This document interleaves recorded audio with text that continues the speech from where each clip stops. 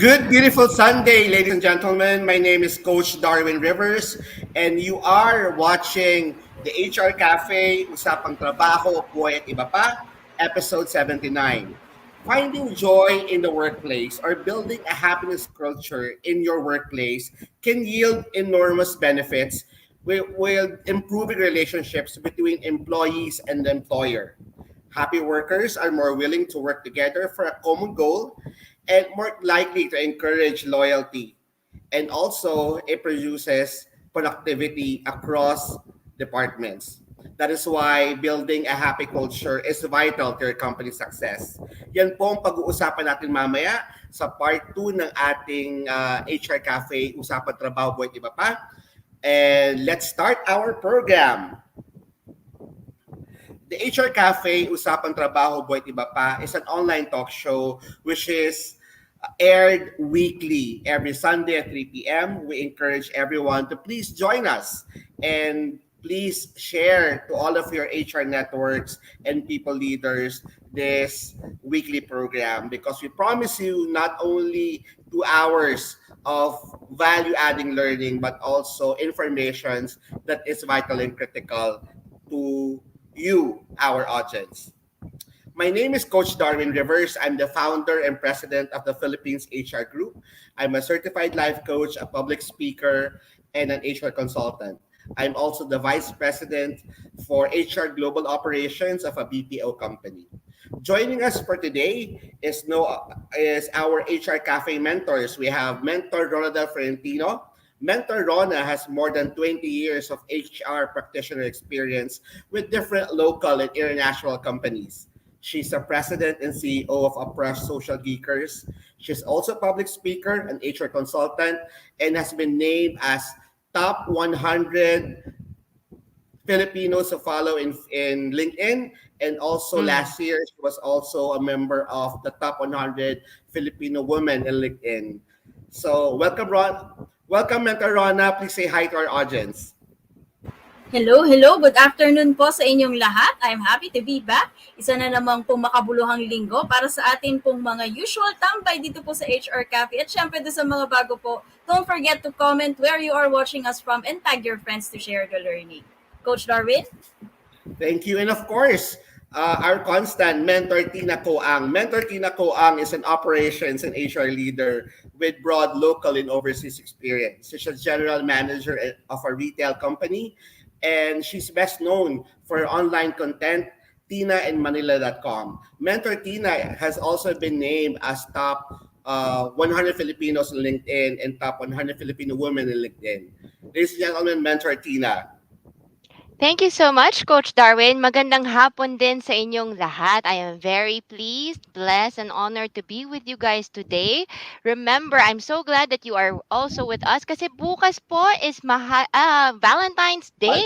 Day. Yeah, so we Araw really ng mga want to puso, spread araw ng mga good nagmamahal. vibes today. Kasi ang pagmamahal, hindi lang para sa mga may asawa, mga single, or yung mga, we want to really spread good positive vibes today para bukas nakatawa po kayo kahit na Monday.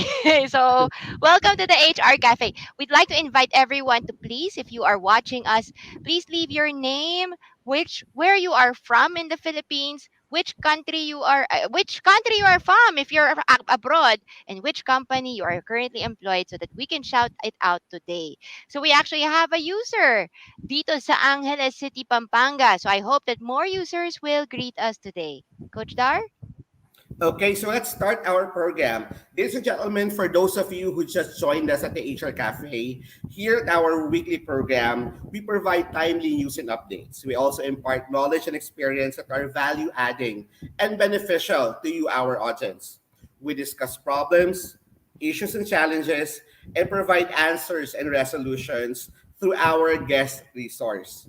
If there's any new technology in the market or tools or processes, we also discuss them here in our program. If you have any job openings, we are also a virtual job board because we would like to make sure that our Filipino countrymen will be able to connect with prospective employers. At the end of the day, we would like to bridge understanding between employers and employees and provide inspiration and motivation aside from value-added learning. Welcome to the HR Cafe sa lahat po ng mga kasama namin every Sunday sa live audience. So maraming salamat. At also yung mga team replay. Nako, libo-libo po ang ating mga team replay pero maraming salamat po sa mga laging nanonood at nakakasama kami live. So let's start our program. We normally start our program with the wow quote for the week. This is our start for inspiration as we start our learning session. So the wow quote for the week comes from a religious figure. It comes from Gautama Buddha. According to Buddha, thousands of candles can be lit from a single candle, and the life of the candle will not be shortened. Happiness never decreases by being shared. Let me just repeat that. Thousands of candles can be lit from a single candle, and the life of the candle will not be shortened. Happiness never decreases by being shared. How does this particular quote resonates to you? Ano pong ibig sabihin nito para sa inyo, aming mga taga-subaybay? Please share it to us, okay? So that we can share it to our community. Let's start with Mentor Rona. Mentor Rona, happiness. Nako, Valentine's bukas. What is happiness for you? Ayan. Sa mga magva-Valentine's bukas, ang February 15 po ay Single Awareness Day po. Okay? Araw po natin ng February 15. Bigay na natin sa may mga jowa ang Feb 14. Atin ang Feb 15. Ang kagandahan sa Feb 15, sweldo day din po yan. Kaya mas masaya ang Feb 15. Pero jokes aside, I do agree with this particular quote for the week. Whenever you're happy and you share it with somebody else, it doesn't decrease in its intensity. It actually allows you to share your joy, which now doubles the joy. There's actually a Swedish saying about this. A shared joy is double joy. Double joy. A shared sorrow is half a sorrow. Whenever you're happy and you share it with someone, dalawa na kayo ngayon na masaya. But whenever you're sad and you share it with someone, bumababa yung sadness kasi someone is helping you, allowing you to vent out, allowing you to release some of the sadness that you are feeling. So I do agree. Now, we also have to keep in mind that happiness is a choice. Okay, apart from all of this, that sharing happiness, it increases it, etc. The one thing that I would like to focus on is the fact that happiness is a choice. It's always a choice. You can't say that hindi ako masaya kasi wala akong ganito. There is always a choice. Whenever you're faced something, you can either wallow on it, magmukmuk ka, punta ka sa isang tabi, wala akong jowa, Feb 14, wala akong kasama, or trabaho ko. Pwede mong gawin yun. Or, you can say, Feb 14, aba, eto na ang panahon, tatapatin ko yung crush ko. Or, etong panahon, i-date ko, nanay ko, tatay ko, kapatid ko, best friend ko, kung sino pa man. It's in your hands. Your happiness is always in your hands. Okay? Sa akin, yun yung gusto kong mas matandaan ng ating mga members. Ayan. What about you, Mentor Tina? Anong masasabi mo po? Si Mentor Tina masaya ang love life, so Feb 14 sa kanya. Ako Feb 15. No, perfect tong quote na to, especially for our profession, the HR profession. Kasi by nature, HR, sinasabi nga nila, HRs are very generous, less self-serving. Okay. In fact, many people go enter the HR industry because they want to help and serve others and make a difference in the company's lives, 'di ba? Yun nga yung pinakamalaking frustration din ng tao kasi pagpasok nila sa company, when HR don't feel appreciated, syempre parang nawawalan tayo ng purpose. So I'm here to remind everyone what the purpose of the HR is. Okay. It's not really to serve the employees. A lot of people saying na customer nyo raw ang mga empleyado ninyo. No, it's not.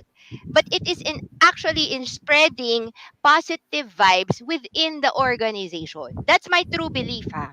And you do so by making sure that everybody is comfortable from the time they enter up until the time they end within reason and without sacrificing your own needs as well.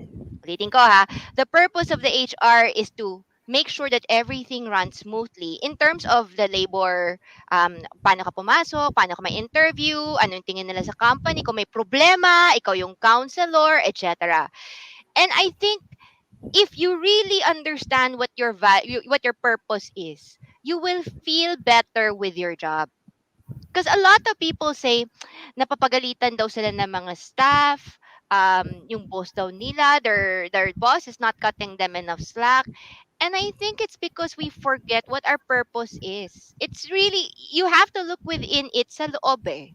Hindi siya galing sa mga tao sa labas. Kasi if you look at the outside, lalabas ka lang ng bahay, traffic na, pollution na, nasira yung MRT. You know, there's so many problems in life. But if you look at yourself as a candle, spreading love, positive vibes, happiness, and purpose to other candles, okay? Hindi ka mapapagod yourself. In fact, lalo pang lalaki ang puso mo, lalo ka pang gaganda kahit pangit ka, lalo ka pang magiging attractive sa mga tao, 'di ba? And I think we need to always remember that. Yes, pwede tayong maging masungit, lalo na 'pag makulit ang tao, pwede rin tayong magalit 'pag mali na, 'pag sobra na yung abuso. But we must go back to love. Because love, positive vibes, and happiness has to come from us. Kasi if tayo, nega tayo palagi. Kasi there are people talaga na nega. Lagi-lagi, 'pag merong nangyari, they always look at the bad side of things. Ang hirap talaga. Mahirap siya for you, for the organization, for your boss, and everybody that you work with. We must always spread happiness and positive vibes. Even if may problema, it should be us who will say, look guys, I know we're in trouble, but we will get through this. And because you are always espousing that, you will actually get through it. Okay? The impossible becomes possible. Kung may problema ka man sa trabaho, masusolusyonan mo na rin yan. Not because madali ang solusyon, but because you are there to make sure everybody looks at things in a positive way and move forward and not worried about things too much. And I hope ngayon, Valentine's Day bukas, positive pa rin. You know why wala ka pang jowa ngayon? Kasi may mas maganda pang jowa or mas gwapo pang jowa na nag-aantay sa'yo na magbe-break up pagkatapos ng Valentine's. Magiging time nyo rin yan. Alright? So let me just greet the people who are here before handing it. I'd like to greet Ninfa Baluyot, who's watching from Angeles City, Pampanga. Bab Cruz, welcome again to the HR Cafe. Happy Valentine's po, Mandaluyong City. Paul Herrera says, that's a good sharing, Mentor Rona. Ninfa Baluyot, sharing happiness spreads more positivity. And Paul says, happiness is real when shared. Coach Dar? Well, bago ako mag-start, gusto ko lang i-highlight yung napaka-gaganda niyong sinabi, napaka-deep na sinabi Alam, niyo. oh, Oo, sabi ni Mentor Rona, happiness is a choice. Sabi mo mm, naman, Mentor Tina, happiness is something that you um spread. you spread. Kumbaga, it's finding your purpose, 'di ba? When you find your purpose, you find happiness, correct? Correct. um ang Basically, psychology is saying that ang happiness daw napaka-subjective. Kasi Mm, happiness will depend on each and every person's definition. But mm, let me just say this. In the book, The How of Happiness, this is mm, a book that was written by Sonja Libomorsky. She's mm, a positive psychologist. Ang sabi niya dito, happiness is defined as the experience of joy, contentment, or positive well-being combined with a sense of one's life is good, meaningful, and worthwhile. So mm, tama yung mga sinabi niyo, di ba? It means that when you are happy, you're coming from a place that is positive. And when you're coming from a place that is positive, the essence of it is that you're living a life that is good and spreading it in your family, your mm, friends or coworkers would actually create a environment of happiness. And tatandaan natin to ha, and I think this is very important. We've experienced a lot of bosses or a lot of situations where in our organization, 'di ba, meron mga talagang boss na napaka-nega o yung mga tinatawag Mm. nating mga psychic vampires, yung pagpasok mo sa office parang hinihila mo na lang yung paa mo kasi 'di ba hindi mo gusto yung napaka-negative ng mga kasama mo, ng boss mo or Mm. whatnot. Pero babalik tayo dun sa na happiness is a choice and happiness is finding your passion. If you create in your mental well-being and in your emotional well-being that you decide to be happy and spread that happiness, you will be able to what? To influence people to be more positive and to be more happy. And it starts with just one person spreading it to your organization. Kaya nga napaka-importante, 'di ba? Na palagi nating iniisip, paano ba ako nagiging masaya at paano ko ba pasasayahin ang mga taong nakapaligid sa akin. Kasi kung yun ang lagi nating iniisip, then day by day, we will be living our life happy. So that's it for me. Meron pa bang mga humabol about happiness, Mentor Meron Tina? tayong Coach Darwin, napakaganda nito, gusto ko i-highlight ito. Sabi ni Efren Pabaya, happiness is a direction, not a place. From Sydney Harris, totoo Wow. naman. Ngayon, we are saying na, di ba, usually happiness and contentment go hand in hand. When you're content, you tend to be happy. When we are happy, we tend to be positive. But we also have to be careful about toxic positivity because it also exists. Na palagi we try to brush off, we try to sweep under the rug yung mga negative na nangyayari. True happiness is not about being positive all the time. True happiness is knowing that there are negativities that exist, but choosing to look at the positive side, choosing to figure out what is the best way to handle a situation, choosing to do something about it. If you would notice in Philippines HR group, ang daming nagpo-post na malungkot ako, depressed ako, nahirapan ako sa trabaho ko. And the usual question that most mentors, especially matatagal na, ang tinatanong nila is, what have you done to correct the situation? What have you done to address the situation? Because sometimes, madali tayo nag-give up. Okay? Correct. Grit leads to happiness as well. When you're able to overcome a problem, it leads to happiness kasi may contentment. Merong sense of accomplishment. Those are things that can lead you to be happy. Hindi lang ang happiness, hindi lang yung na palagi ka nakasmile, palagi ka masaya. Hindi po. Ang ating emotions ay hindi yan consistent everyday masaya. Parang pag in love ka sa jowa mo, okay? Hindi ka everyday in love sa jowa mo. Minsan gusto mo sakalin yung jowa mo or asawa mo. Minsan gusto mo siyang patayin. May mga ganun tayo moments, di ba? May mga ganun na parang, Nagkagugutan ka ata dyan sa hindi naman masyado, slight lang, di ba? Parang gusto mong tanongin yung sarili mo na bakit ko nagustuhan tong taong to. And we reach those points in our lives na parang, bakit Lord? But it doesn't mean that we don't love the person or we don't love our job or we hate our bosses. Hindi. Minsan lang kasi talaga, hindi kayo nagtutugma. Minsan lang talaga, meron kang stand na hindi sang-ayon sa boss mo, meron kang gustong mangyari na hindi sang-ayon yung boyfriend mo. Yung asawa mo talagang matigas na ang ulo at hindi nakikinig. Happiness is also acceptance. Ayan. Pinakamagandang way na lalong-lalo na't Valentine's Day kahapon. And I know that some of our members are not 100% religious, but I do believe that happiness is love. And when it comes to love, the best definition of that is yung atin pong Corinthians, yung love is patient, love is kind. Yan po yung palagi yung iisipin sa sarili niyo, 'di ba? Love is patient, love is kind.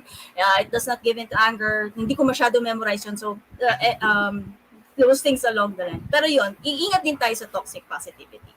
We have Okay? comments on the floor. Coach Dari, Okay, read go. the comments on the floor.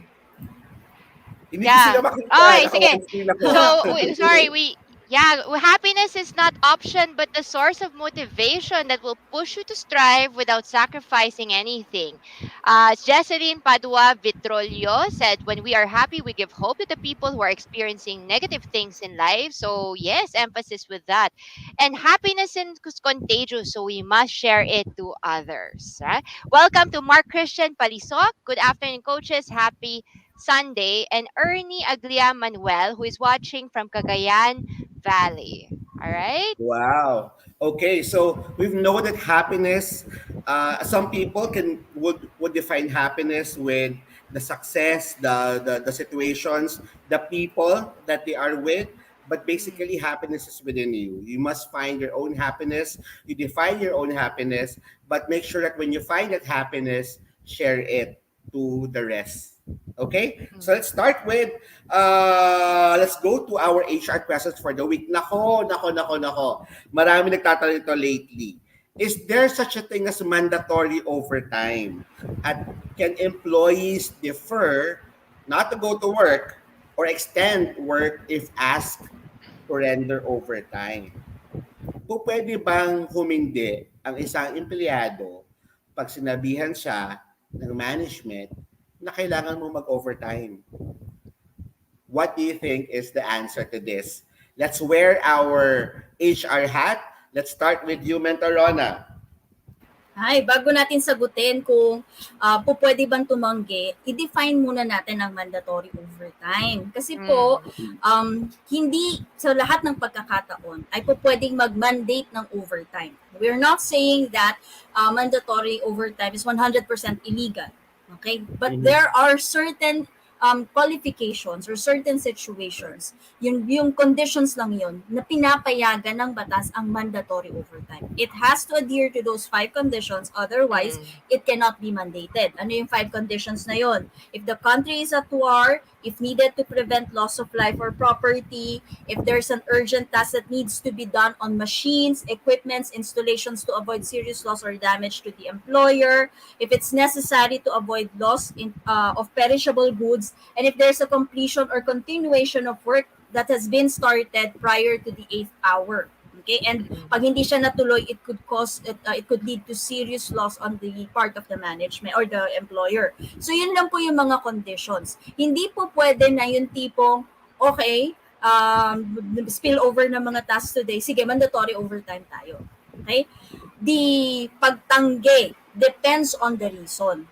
If nag-adhere dun sa isa dun sa 5 binanggit natin, then the mandatory overtime is legal at pag tumanggi, maaari kayong ma-issuehan ng insubordination. However, if outside of the 5, doon, pwede kayong tumanggi. Okay? At pag pinag-overtime kayo, syempre, mandatory or not, dapat yan ay may additional compensation, 25% if it's a normal working day, and 30% if it happens to be a non-work day, rest day, special non-working day, holidays, 30% po yun ha. At iba pa po ito doon sa 30% na nakukuha nyo if it's a special non-working or if it's your rest day. Iba ang computation ng first 8 hours sa overtime. Okay? So yun po Agree. yung ano ko po dyan. Okay. What Mentor Tina, you're in the retail. At madalas sa retail talagang pag holidays and peak seasons, you would normally ask employees to do overtime. What's your take on this? Ang closer to the heart dito is yung manufacturing. Kasi Mm. some of our relatives are doing manufacturing. And Mhm. nakakatawa kasi yung tao nila gustong-gusto talaga mag-overtime. Kung pwede lang araw-araw silang mag-overtime, they will take it. You don't have to force them. They will beg for it. In fact, papunta sila sa management and say na parang hindi kasi kami matapos because of this type of production. Can you allow us to overtime? And it is management who tells them, teka lang, masyado nang mataas yung sahod mo sa buwan na to. Denied. Let me remind everyone, number one, For overtime, dapat sana meron kayong overtime policy. How to apply for it, what are the conditions surrounding it. It should be part of your rules and regulations kasi hindi pwedeng arbitrary ang management or ang tao ang magde-decide ng overtime. It should be applied for and approved and The paid for management. para walang labuan. Correct. Second, to remind, there are people who do not like to render overtime because they want work-life balance. There are people who love overtime. HR's job, I'm sorry, is to determine which is which. Kasi kung kunyari sa kumpanya mo, alam mo na yung mga tao ayaw talaga mag-overtime as in kasi active yung love life nila. Allergic sila sa overtime. They're mothers or parents of like young, very young kids. If you do that, you should not be in a position wherein you have to force them to go overtime. Dapat doon sa team mo, nakita mo na talaga pagdating sa OT, sino talaga yung pwede mong maasahan. Because it's really hard, for example, if you have a very young team, na talaga gusto nila work-life balance sila, and then lagi kayong nag-overtime. Because there is a bit of, parang there will always be a conflict pagdating ng 6 o'clock or 5 o'clock if you ask them to stay 1 more or 2 more hours because of a deadline. When that happens, you have to assess your labor pool on the type of what do you say, lifestyles they want and hire accordingly. Correct. Kasi itong OT na to is not just a daily problem. It should be on based on the way you hire, the type of people you hire, that and how you promise to compensate them. Because sa totoo lang, overtime sometimes happens, it's life, but it should not be forced and it should not be mandated as much as possible. It only becomes mandated when the employee says ayaw niya. Pero like sa amin, my God, sabi naman parang pwede bang wag ka na mag-overtime pero ayaw umuwi.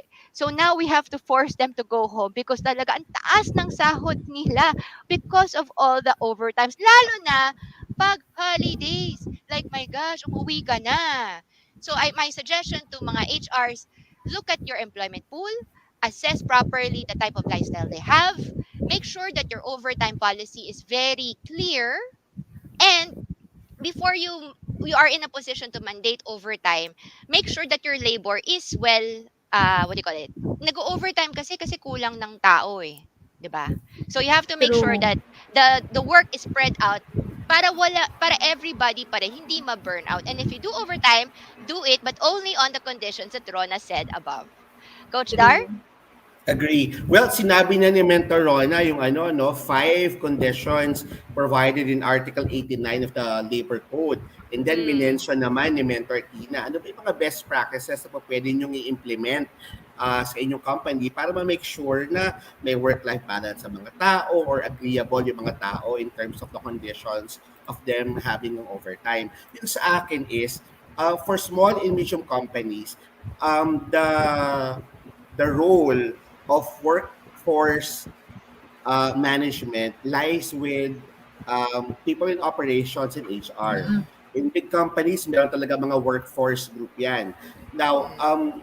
ang pinaka-key dito is being able to project the number of workforce that you will be needing on a specific period Mm. of time, Mm. especially during holidays and peak seasons, di ba? Kasi hindi mo pwedeng sabihin na ano na hindi mo na project kasi yun nga ang role mo, kailangan project mo kung kailangan mo bang magpa-overtime or kung mas cost effective ba na kumuha ka nila ng mga project-based Mm. employees o yung mga seasonal hire employees para mapunan yung pangangailangan mo sa inyong labor requirements kasi ano rin yan at the end of the day, our people are human beings that needs to rest. And we need to also adhere to the minimum requirements of the law when it comes to having our workers or employees have enough time to rest.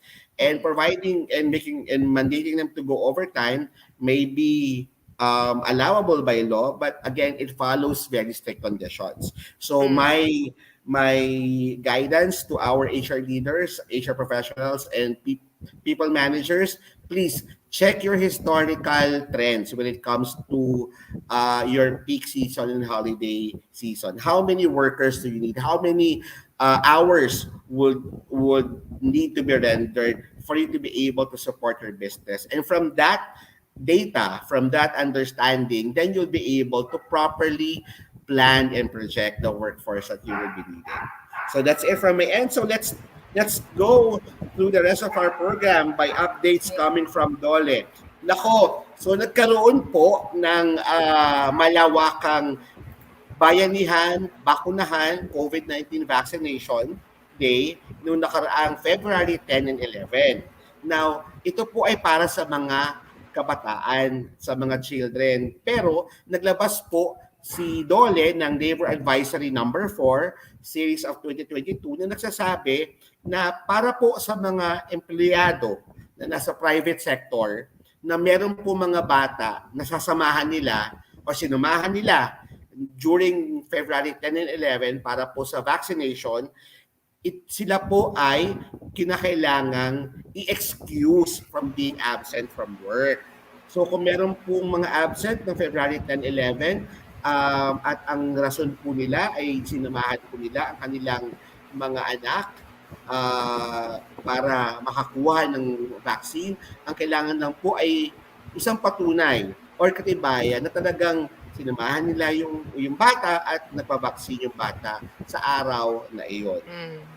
Also, ang sinasabi ni Dolly is kung wala naman kayong vaccination leave, kasi nung panahon ng pandemic at nagkaroon ng mga vaccine, nauso yung vaccination leave . Pero para po doon sa mga small and medium companies, pinapahintulutan po na gamitin ang leave credits para po sa mga absent na iyon. Kung wala naman po kayong additional leaves tulad ng vaccination leave. So, again, pero be Coach, properly guided. Coach Yes, Darwin, i-highlight lang natin ha, kasi malamang ito, marami na naman ang magkakagulo dito. Take note of the wording of the labor advisory. Employees are highly encouraged. Okay, highly encouraged. Ibig sabihin, not mandatory, highly encouraged. At the same time, concerned employees may likewise be allowed to utilize their available leave credits. Ibig sabihin, again, hindi po mandatory. Okay? So, ingat lang po tayo dyan ha, hindi po mandatory. Ang sinasabi lang po nitong labor advisory natin is if meron kayong empleyado na kailangan mag-leave dahil kailangan samahan ng anak or may nag-leave na empleyado dahil sinamahan niya ang anak, as much as possible, extend yung flexibility dun sa mga empleyado nyo. At this point in time, dapat alam na natin ito, yung about flexibility. Hindi na nag-work yung masyado tayong strict. Alam natin kung ano nangyayari. No? Masyadong rigid. Hindi naman natin pwedeng pabayaan na yung mga bata ay pumuntang mag-isa para magpa-injection. Kung ako bata, hindi ako magpapa-injection. Diba?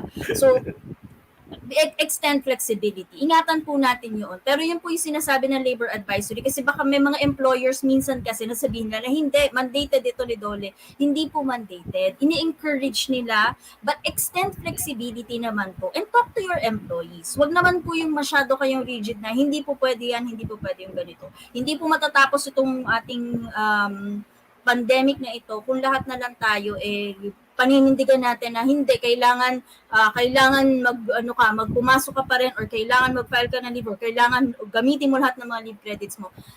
Flexibility po. Okay? From both sides. Ayan. Ito yung tinatawag din natin sa HR na kailangan, aside from being flexible, kailangan you be humane in terms of treating your employees, di ba? Correct. Understanding them that they too are parents.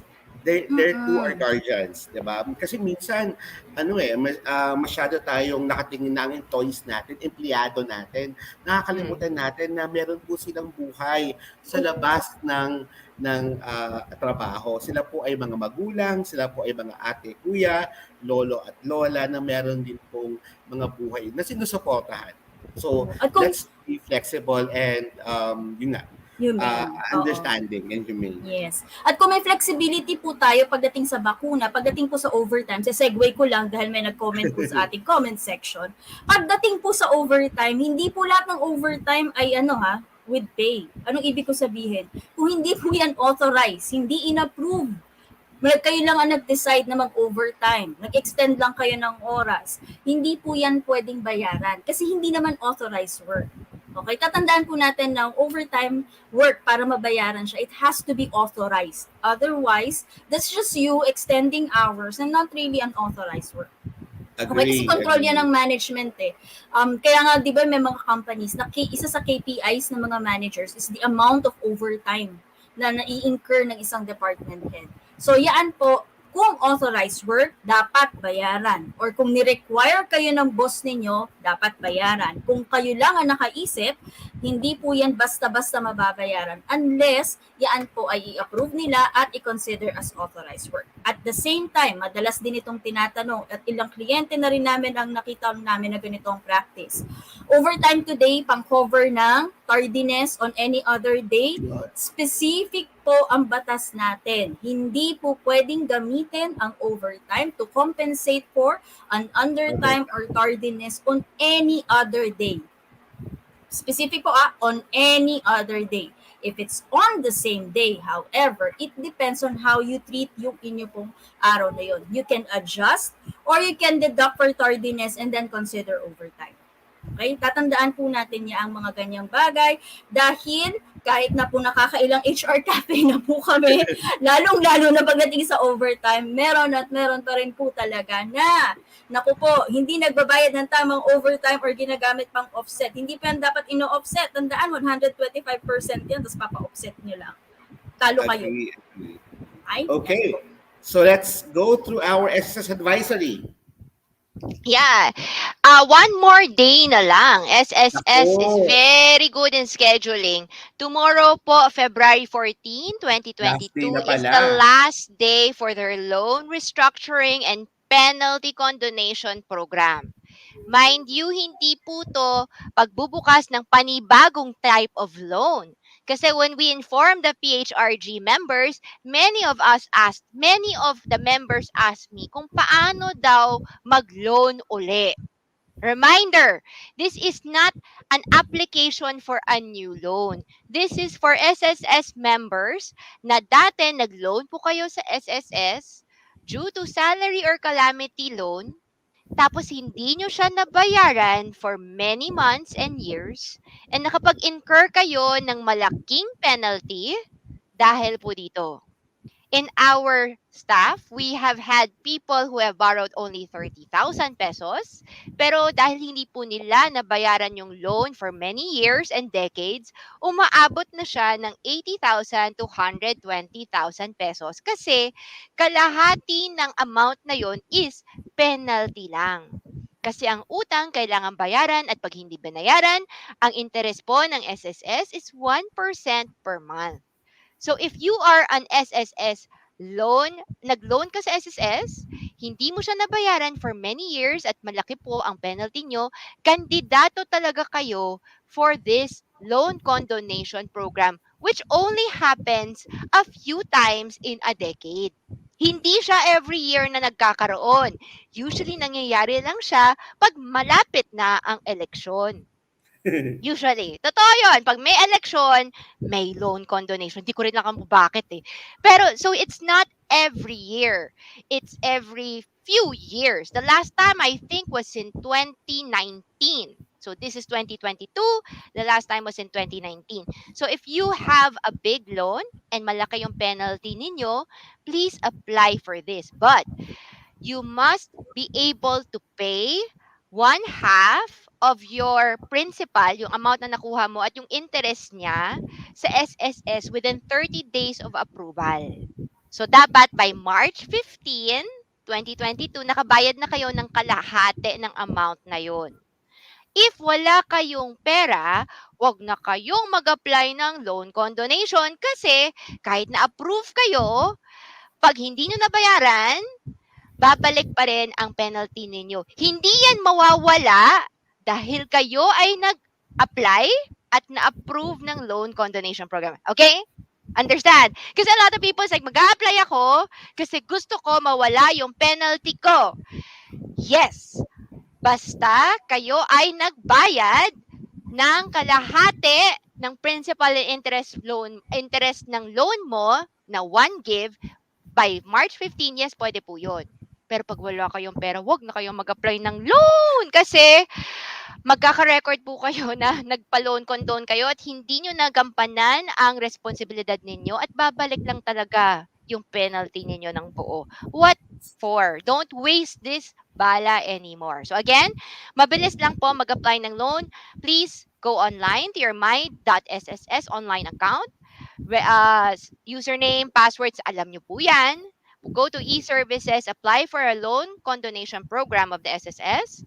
Pag-approve, which is instantaneous, print mo po ang PRN and then pay po sa bangko. You can pay you can pay for this 30 days from approval of your loan condonation program. Okay? So, while bukas po ang last day of application of the loan condonation program, you still have 30 days from the approval. So, more or less, mga March 15 pa yon.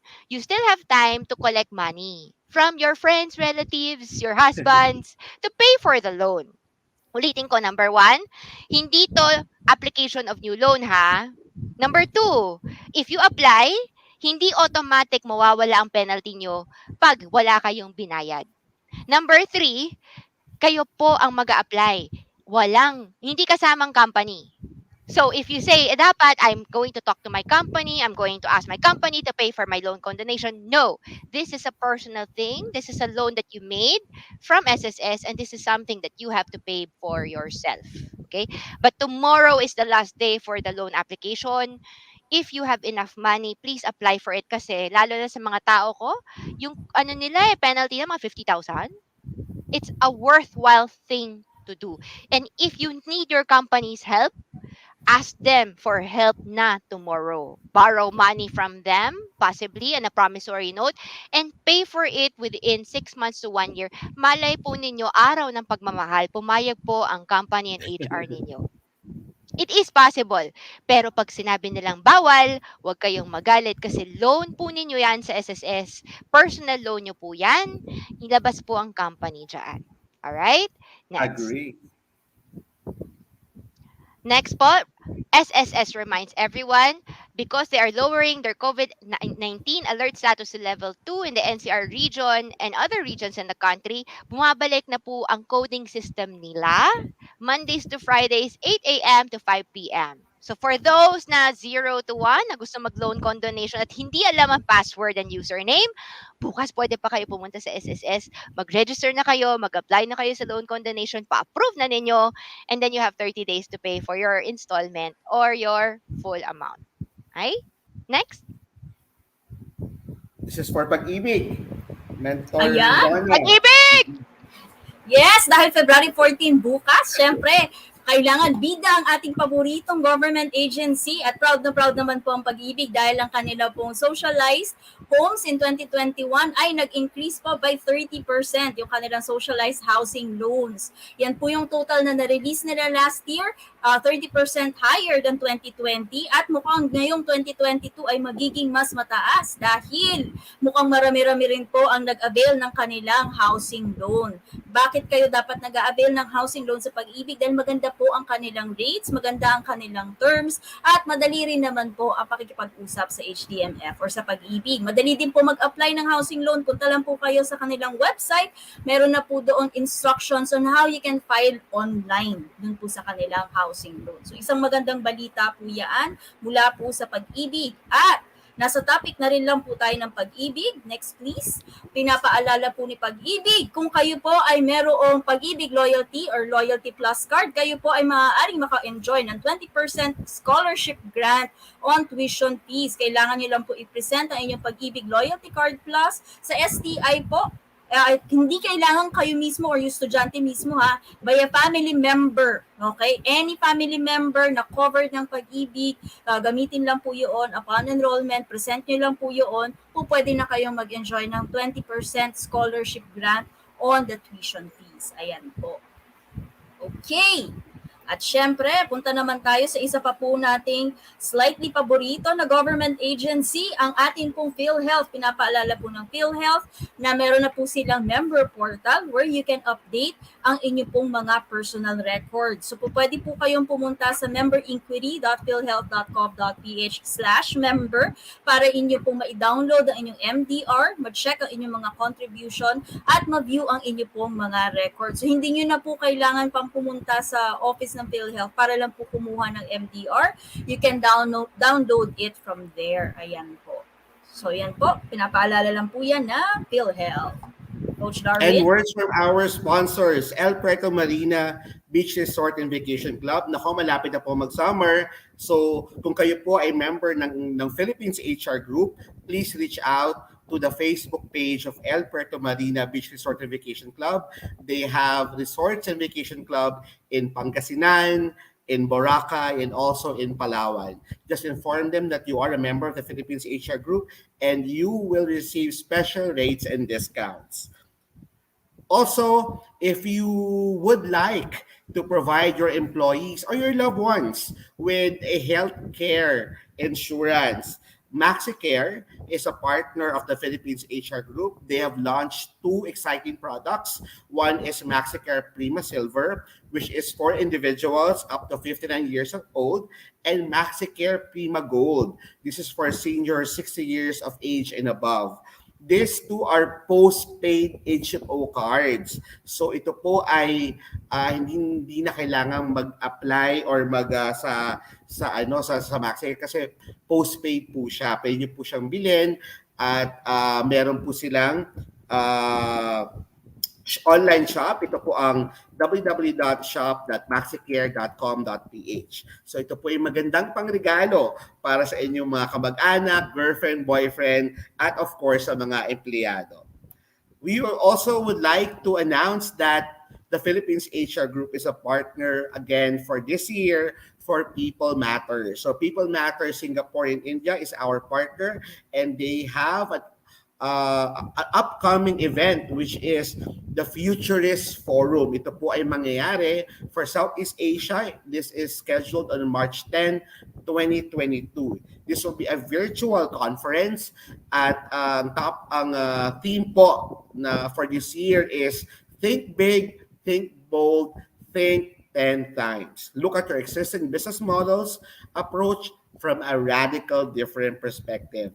One of the main speakers of the Futures Forum is Ravin Jesuthasan, a future global leader of transformation from Mercer, at maraming pong iba na mga sikat na thought leaders and also HR leaders ang nasa Futurist Forum. So if you're interested, just go to People Matters FB page or People Matters website and inform them from the Philippines HR Group, and they will provide you discounts.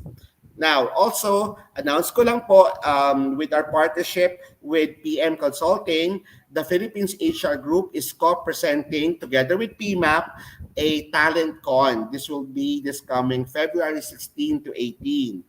Ang talent con po na to ay napakarami pong topic. So meron po diyang fueling talent engine, attracting talents to drive businesses, aligning talent management with business strategies, at napakarami pa po. Now, every day po, every session, may mga speakers po tayo.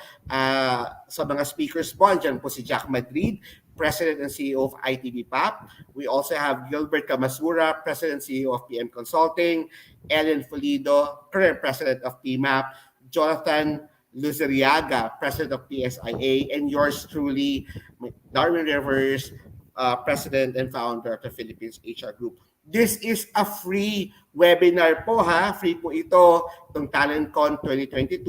So for HR and HR teams, just look for the link at the announcement page of the Philippines HR Group. Andun po yung link, mag-register na po kayo. Right now, we have more than 800 people who are registered, and we can accommodate more and more people. Okay? And if you have any questions, please make sure to post it at the main page of the Philippines HR Group in Facebook. Currently, we're almost 264,000 members. pag isasama po natin yung LinkedIn page natin na almost 5,000 or almost 270,000 na members globally, especially here in the Philippines. So please also, if you want to review past episodes of the HR Cafe, and we've been doing this for almost 2 years now. Every week, may mga seasoned speakers, experts po kami. Every week, iba-iba po yung topic. So if you want to watch our previous episodes, just go to our HR page, the HR Cafe, Usapang Trabaho, Buhay, Iba Pa. Please like us. Like the page, and you'll be able to access uh, previous episodes. And also, our previous episodes are also in YouTube. Just search for Philippines HR Group in YouTube. For sponsors, you can reach out to me, darwinrivers@yahoo.com, or please message any one of our cafe mentors. We have cafe Mentor Sona, Mentors Burns, and Mentors Tina. Now, bago po natin introduce yung ating guest speaker for today na siyang magbibigay sa atin ng kung paano ba ang building a happiness culture. In the start of the program, I mentioned that our guest has been named top Filipinos to follow in LinkedIn for I think 4 years already, and also she has been named as top 100 Filipino women in LinkedIn. Ako po ay nakikiusap at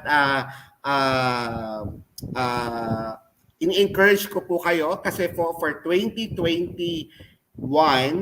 ngayon po ang voting for the top 100 Filipino women in LinkedIn.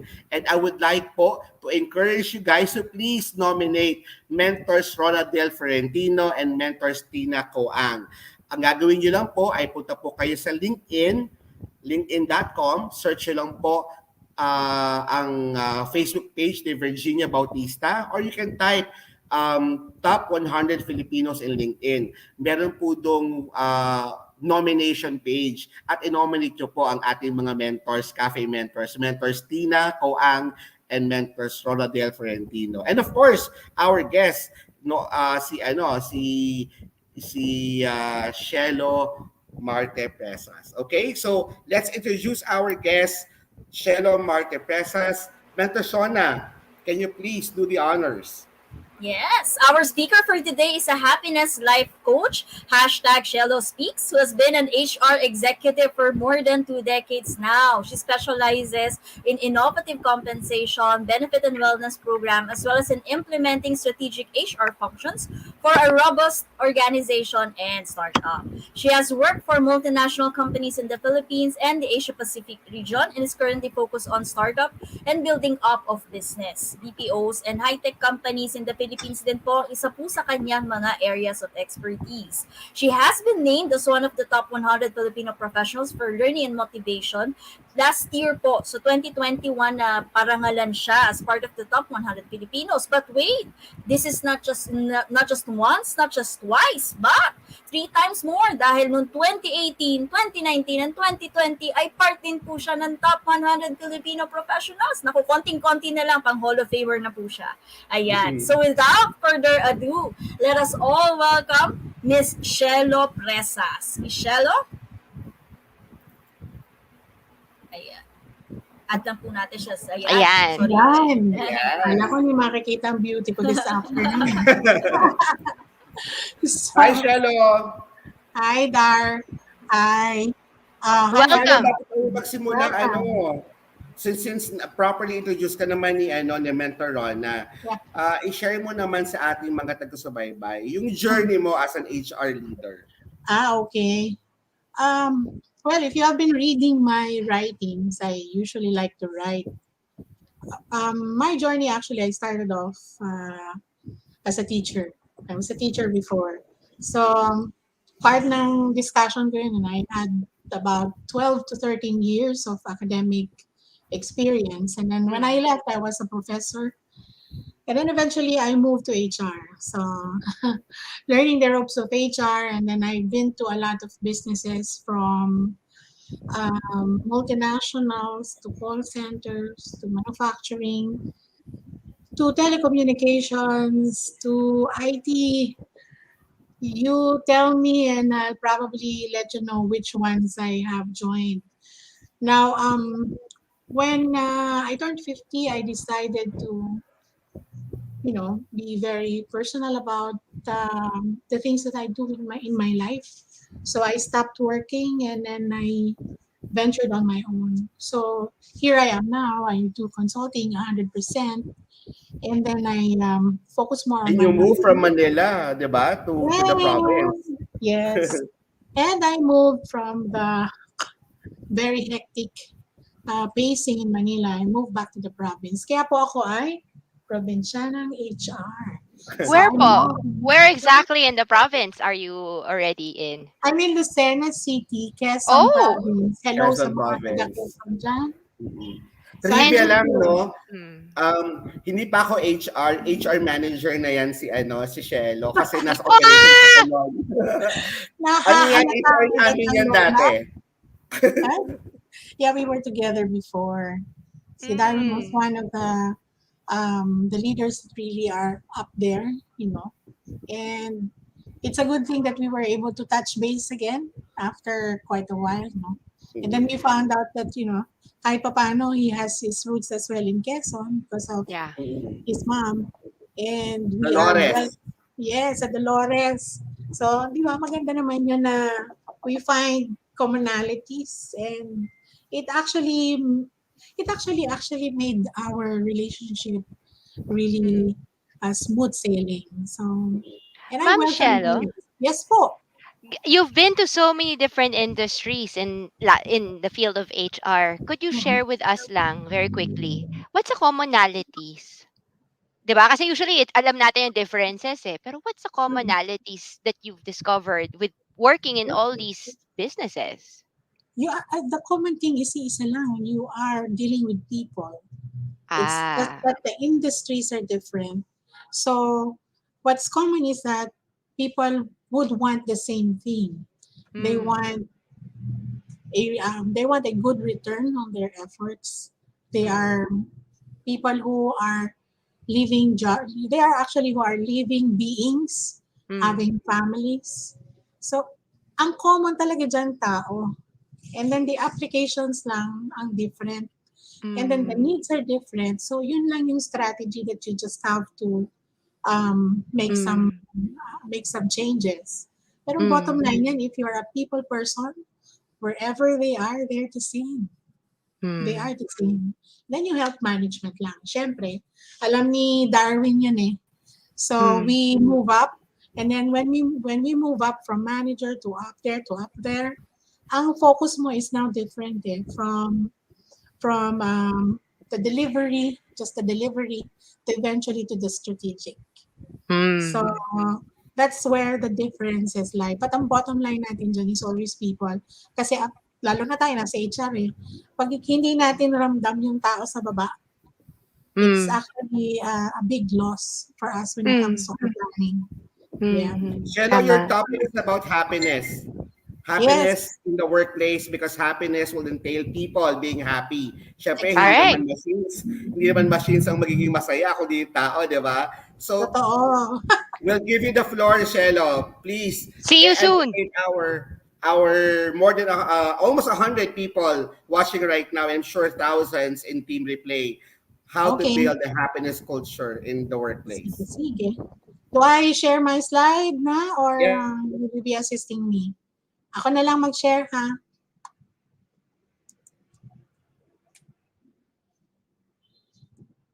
There, we can see it na po. Okay, hold on, I'll just swap. Okay. Ayan, so here you go and here I am. How to build a happiness culture in the workplace. So, alam nyo, ang pinakamahirap talaga is defining happiness. Sabi ng iba, building a happiness culture. Ano ba yung happiness talaga? We have been defining it our way. Kanina, you were defining it. And then ninenervyos na ako na itong tatlong ito parang i-cover na yata yung sasabihin ko. And then, but at the end of the day, no, we are focusing on the workplace. So how to build a happiness culture in the workplace. Okay, now let me go to the next slide. Okay, question natin dyan is actually, why are we talking about happiness? Why are we talking about happiness in this day and age? Diba? And then all of this because mental health became an issue, and we need to focus on really people. Before hindi pa alam nyo, hindi pa talaga ganyan dati. I mean, I have been in the business for quite a while, and I was there when the focus was really on productivity. The focus is really on the end goal, which is the revenue. So, andun yun kukunti pa lang yung percentage na focusing on people. And then, they started realizing, alam mo naman, nagkaroon ng union and everything. They have refocused. A lot of companies have refocused. And that's the reason why in this later age, when COVID came in, mental health became an issue. Then now we are focusing on happiness. Totoong buhay lang ngayon nung dumating yung happiness na yan I took my certification siguro last year, no? But if you will go online, because it's accessible everywhere, you will find a lot of material. Siguro ang kulang lang will be the application of that material and theory into yung building it up in the Philippines. Because we're talking about the workplace in the Philippines, and how do we build that? Diba? How do we build that? So essentially, maikli lang yung talk ko We'll just talk about 4 things. Building a happiness culture, love and happiness culture, and then syempre yung tanong ko, sino ba yung driver natin dito? Kasi jeepney to And then, sino nagpo-fuel? Because it is a relationship. Although sasabihin natin happiness is your choice, at the end of the day, meron mga bits and pieces of, things around us that will be fueling us to reach that level of happiness. Because we're talking about the workplace. Diba? So, the first one that I'll look into is the building of a happiness culture. Mga HR naman tayong lahat dito, di ba? So, I will not really go down into the basics. Talagang jump in ako doon sa middle ground. Okay, now let me tell you my Ginebra experience. I joined Ginebra San Miguel when it was still La Tondena Distillers Incorporated. Huwag niyo na kwentahin kung kailan yun. Matagal na yun. I was there when it was bought by San Miguel. And then when it was bought by San Miguel, it has to transition to Ginebra San Miguel. And I was in the middle of it. Kaya nga ako shoot into startups and transitions, change management, because of my first-hand experience in the changes. Alam niyo ba, ang number 1 na problema namin nung time na yon, tao. Because it is unionized. And people are always telling me they are unhappy. And then when they say they're unhappy, isa lang kadugtong. Sabi nila sa akin, ma'am, kulang sweldo namin Kulang. So I had to, kasi alam ko, fresh from the academe. Siyempre, virgin pa ako nun. So I had to do my own research. And I found out that the pay is not really that bad.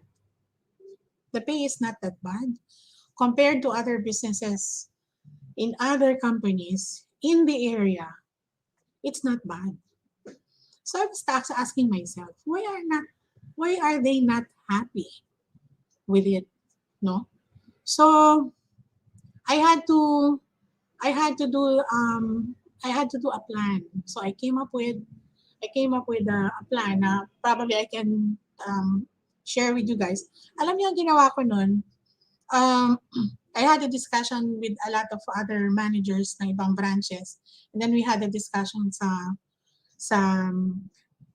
corporate HR ng San Miguel.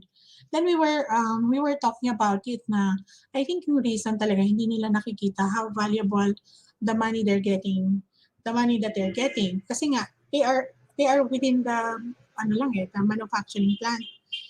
So they are only engaged with each other. They do not know what's happening outside. So what I did is um, we developed a community development program. Community relations became my avenue. So when I did the community relations, every month we have a program that we are either supporting a barangay by building by building businesses in particular barangays, and then in some one very I think one very uh, strong activity that we did is when we brought tilapia. Alam niyo yung mga tilapiyang maliliit na inilagay namin dun sa ilog, tapos kasama namin yung mga barangay. And then nung nakita nila yung miyembro ng barangay na walang hanap buhay, kukunti lang kinakain, ang mga bahay ay mas maliliit pa sa bahay nila. Alam niyo ang nangyari sa kanila noon? They were actually talking to me. Sabi nila, "Ma'am, maswerte pa pala kami kaysa sa kanila." It's like, yes, that's the truth. And that's actually the push of the program that we instituted, which is where we did community service. Now, I'm telling you this kasi in the course of my building a happiness culture for them, I have to let them know where they are compared to others. So, napaka-effective. And then, the people that I had were now be, now became very strong in pursuing community relations. During that time, nagkaroon ng bagyo dyan sa Infanta, Real.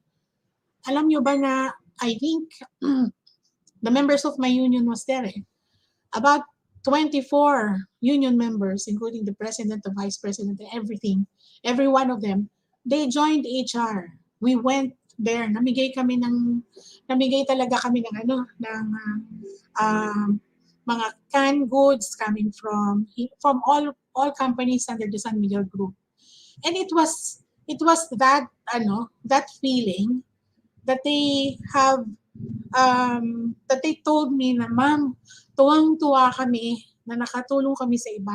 Tuwang-tuwa kami na na-realize namin na hindi naman pala kami api."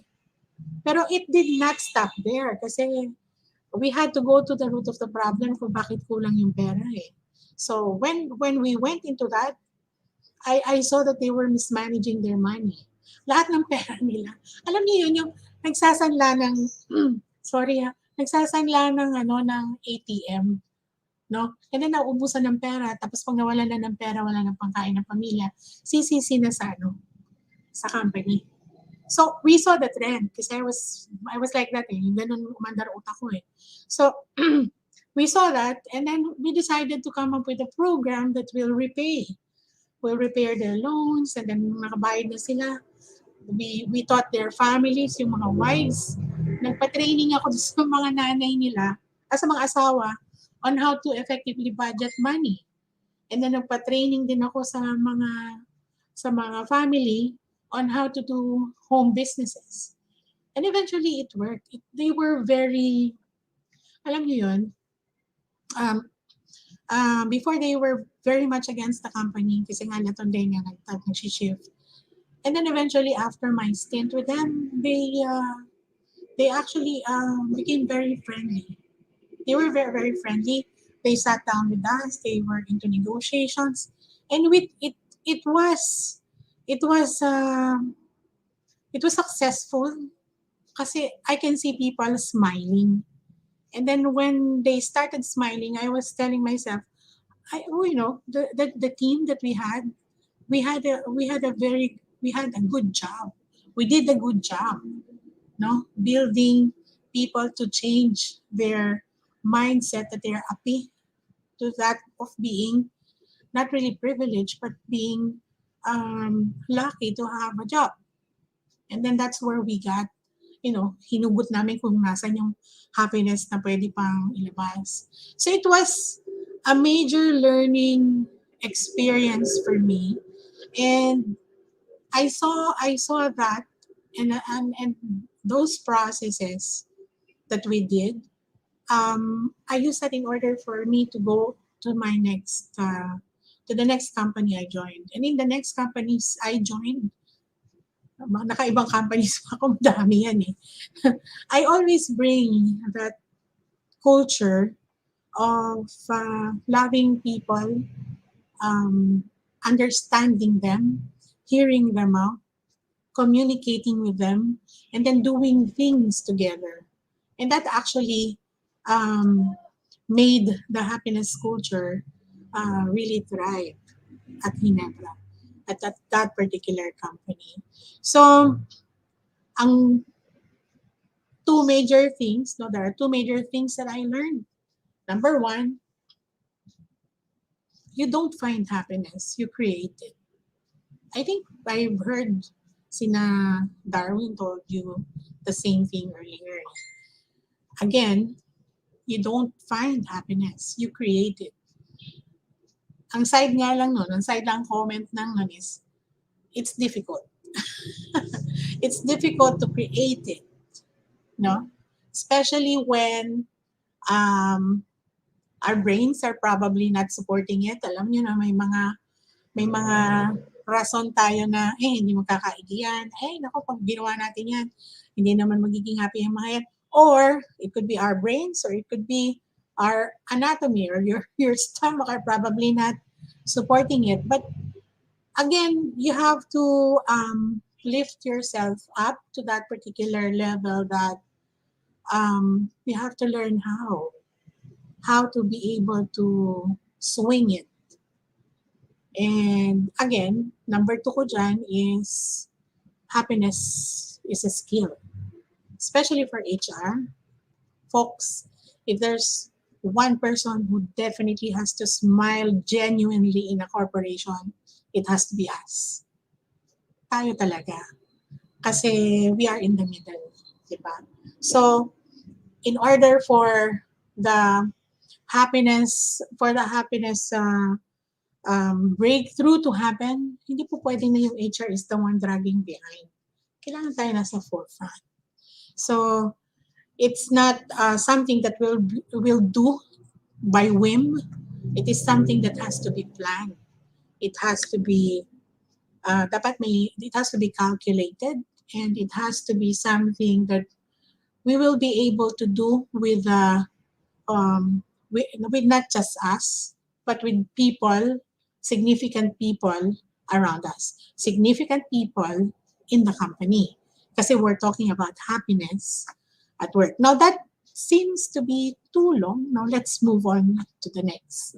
Now again, ang transition, ang goal ko actually dito is transitioning to the new company, no, from La Tandenia to San Miguel, Ginebra. And then they did not tell me what to do. So we just came up with plans. So we sat together and then we executed it. So in the course of building a happiness culture, you don't do it alone. You don't do it alone. It has to be a program. Okay? So, and then if you need help, let me know. I can help you. Advertisement. Okay. So next. Happiness is, hold on na ha. The next one is still on building a happiness culture. Again, you don't find happiness, you create it. Sorry, nahuli yung slide ko. Happiness is a skill, and then happiness is a choice.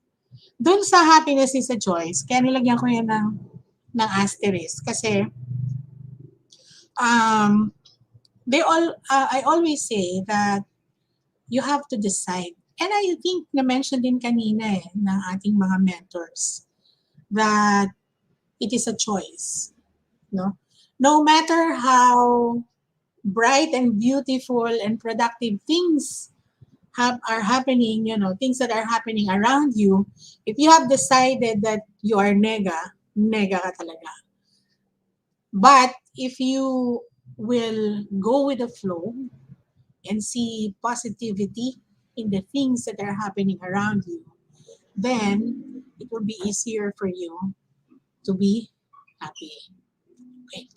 So let me give you another example on this one. Alam naman natin nagpa-performance evaluation tayo lagi, di ba? So, napansin nyo na pag nagpa-performance evaluation tayo, di ba binagbibigay yan, unahin nyo yung positive. So, makikinig tayo sa positive na you have improved in this particular area, you're coming to work on time, you were volunteering, yan. And then, after ng positive, bibigyan ka naman ng negative feedback. This is actually personal example. We don't actually put in negative feedback in the performance appraisal. Ang nilalagay lang natin doon ay areas for improvement. Pumunta kang Amerika, hindi nakalagay areas for improvement. Lalagay lang nila na positive, negative.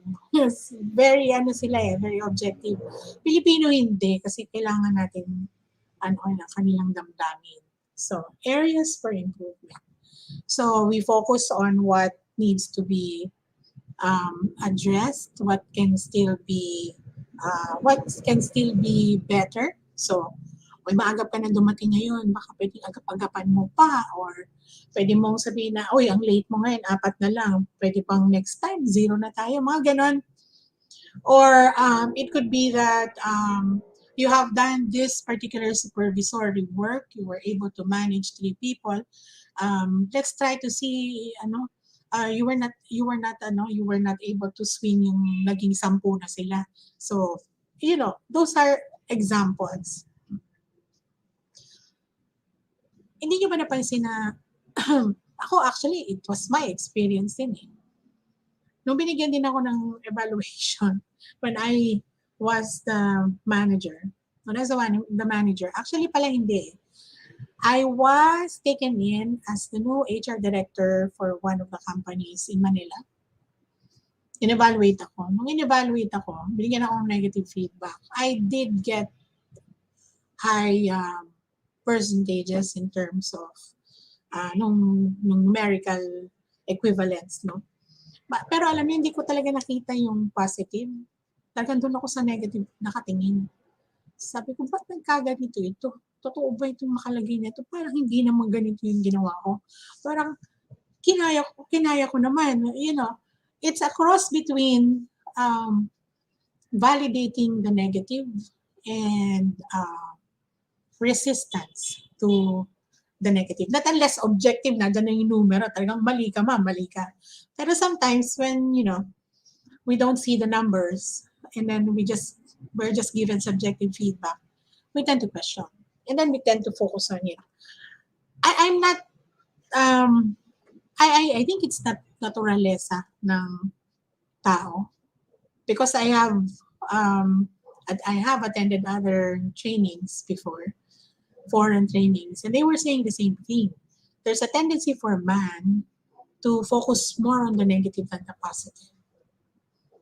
And this is difficult kasi perceptions natin are different. Management perception is different, our perception is different.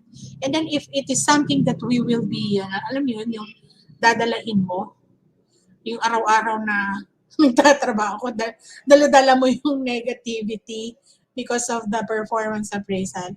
I had that experience, parang kulang para yata yung ginagawa ko or something eh. So it actually is a burden for me, but it is something that the manager, my boss, saw as something that he has already communicated with me. So I had to figure it out. And if it happened to me, it is happening as well to people downstairs. So people we work with are probably, the same thing. Meron nga akong experience dyan eh, na after ng performance appraisal sama-sama silang nagkakape, tapos nag-uusap sila about appraisals, and most often than not, ang pinag-uusapan nila is yung negatibong feedback, hindi yung positive. And then lahat na yan, ibabash na yung nag-evaluate, and then all things sink in, which is really, really very Filipino. Really very Filipino. Kaya ang push niyan eventually, especially when I went into um, the call center business, I was telling them we have to be very objective. So in the objectivity, we have to translate the subjective into numbers. So it will be easier. So that's one way that we were able to do it. Pero ang bottom line natin dito sa part na to is that um, we make the choice on which ones to focus on, and the ones that we focus on will determine our happiness. So, choice natin yan eventually. So, our cognitive biases, kasi we're thinking beings, our cognitive biases will also affect our happiness. But again, it is a question of choice. Will you allow it or will you not allow it? Okay. Now, the next one, love and happiness. Dahil araw ng mga puso bukas eh. Sabi ni Darwin kanina, ng dalawang ladies kanina. Araw ng mga puso. Okay. Now, why am I talking about love and happiness? Okay. Love, again, I have to give you this example na lang. Kapag renta na ba kayo have you ever rented a car? Or rented any transpo? So, magre-renta ka. Babayaran mo, then gagamitin mo. Pag sinoli nyo ba yung kotse, do you return the car or the van? Do you clean it first before you return it? Most probably, hindi. No? Kasi, nasa isip nyo bayad na. Or, hindi naman inyo. Parang ganon. Hindi naman sa akin yan eh. So, I rented it. After ko may rent, bayaran ko yung renta. So, siguro kasama dun sa renta yung bayad. Which is not actually, most probably it's not part of the costing. Pero, that's beside the point. Why do we think that way? Na hindi ko pa lilinisan yan kasi hindi naman yan akin. Diba? So, we're talking about ownership. So, we normally love what we own. So, given that, we love our jobs. Diba? Because we own it. And when we own it, it makes us happy. Unfortunately, sorry, kili ko sa unfortunately. So, yung approach nung nagrenta ng kotse will never be love. It's not love. Kasi yung feeling niya, biniyaran niya lang eh. So, tapos na yung purpose. Pero, if we translate it to your job, sorry, may yung ambulansya. If you translate it into your job, ang question dun is, do you just drop it at the end of the day and then kalimutan mo na lang? Or is it something that you love? Some people kasi, I have been into the business for the longest time. Pagdating tayo na alas 5, papunch yan. Minsan, 4:45 nakarado na sa bandy clock, nagbabandi na agad. Parang sinisilihan na gusto talaga paalis na. While some people who would want to stay over time, be it for the reasons na they wanted extra pay or something. Pero there are still some people, although very small lang a number, who will stay in their jobs because they love what they do. They love their jobs. Ngayon, ang question is, ano ba naman ang mamahalin namin, ma'am, dyan sa trabaho niyan? Pagdating nga na alas 5, pinapauwi na kami. No? And then nag-a-apply nga. I've been hearing earlier, nag-a-apply nga kayo ng OT, di ba? So, yung pang pag-a-apply ng OT, does it mean you love the job? Or does it mean that you are looking forward to what is the balik of the extended job?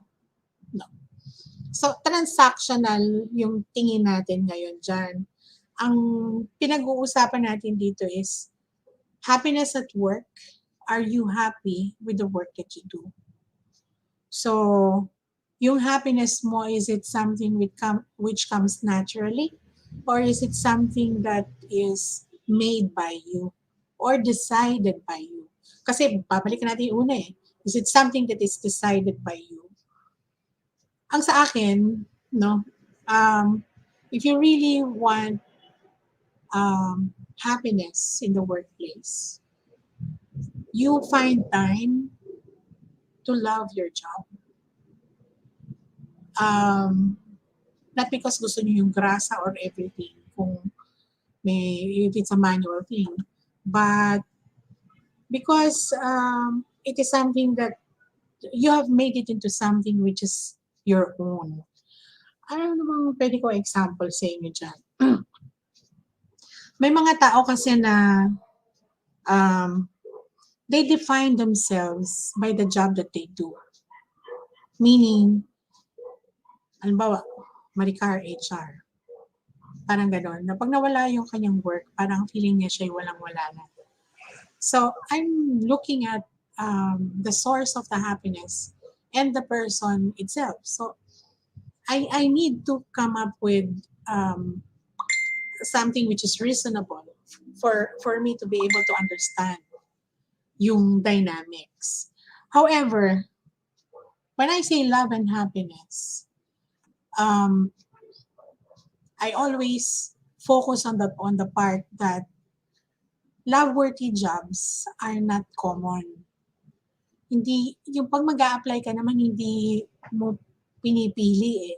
Actually, ang pinupush natin dito sa part na to is, you choose the one that is nearest to what you like or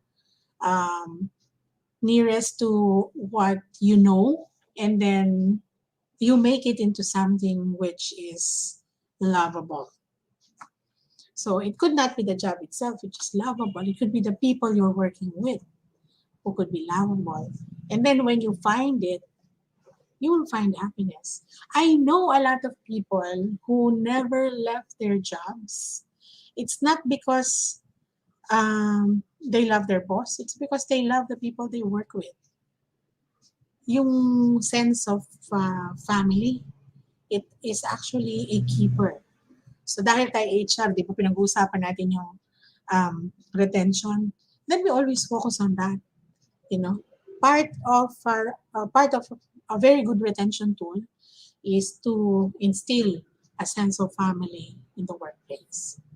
And when we push for that, it's love and happiness. Okay. Actually, konti lang yung slides ko. So, marami lang ako iniimik. Sorry na. Okay. So, who is the driver of happiness? Ulit. Kasi pag-uusapan natin kanina, as HR, you yourself have to believe in it. Kasi di ba nabanggit ko kanina, pag ang HR ko ang mukha ay pababa, how can I actually instill a happiness culture in my workplace? So what's the next best thing to do? It's actually to come up with a program, start off with your team, make sure that your team is happy, and then when you have come up with a program, come up with a tool or an engagement activity that will spread happiness and joy or improve people's thinking and instill more positivity. Pero sinasabi ko sa inyo, hindi po pwedeng ikaw lang. Hindi po pwede na yung boss mo lang. Hindi po pwede na yung director lang. It is a concerted effort. Because we're talking about people. And when we talk about people, it's not just one, two. It's actually many. Sabi nga kanina, nasa 3,000 people in the workplace. Of course, sabi ko nga, if we start off with 10 and then yung multiplier effect niyan, it is actually going to be bigger in no time. So again, you will not really land a perfect job, no? You will not really land a perfect job, but you can perfect a good job for you. So it's really more of the active you who can bring perfection in the job that you're doing right now. And that is actually what is essential for you to be happy. Okay?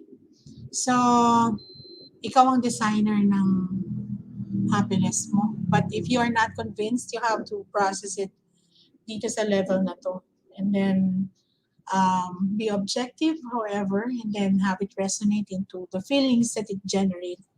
And then eventually, you will see that, yes, it's bringing me positivity and it's bringing me joy. Napaka-theoretical, pero if I tell you the truth, it's it's difficult, but it's doable. Huwag lang kayong jump agad dun sa happiness. Yeah, it's a process. Proseso talaga yan. Now, who fuels the driver? Sabihin ko sa inyo, I have one CEO that I'm talking to. I'm actually coaching her. She is the one who is unhappy. And because she's unhappy, nag-resonate pa. And I was telling her, things are not moving downstairs according to what you think should happen because you have decided from the onset na walang mangyayari. Alam niyo yun? So, you know how powerful it is. So again, ang question ko dyan is, who fuels the driver? Okay. So, ang saan nakalagay nga dito, boss shopping. Yung mga tayo kapag boss shopping, di ba? Pag mag-a-apply ka, of course, pag medyo high level na, meron yung matching-matching pa eh, lalo na pag IT ka or something, you can match, no? However, it doesn't go that way every time, all the time. So,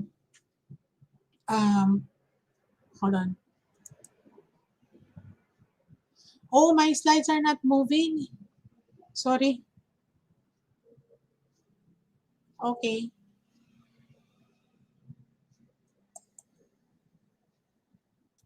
Okay, 416.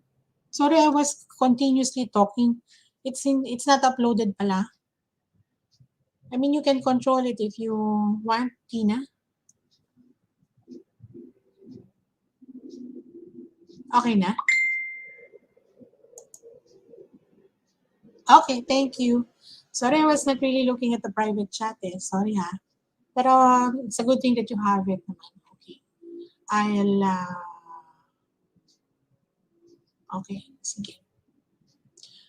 Nasa last na ako, I think I was in the fueling of the driver na. Tama? Who fuels the driver? Okay. So again, sabihin ko sa inyo, 1 out of 10 ang ratio ng great bosses. 1 out of 10. Because you're looking at great bosses. So, what's the next best thing that you can do?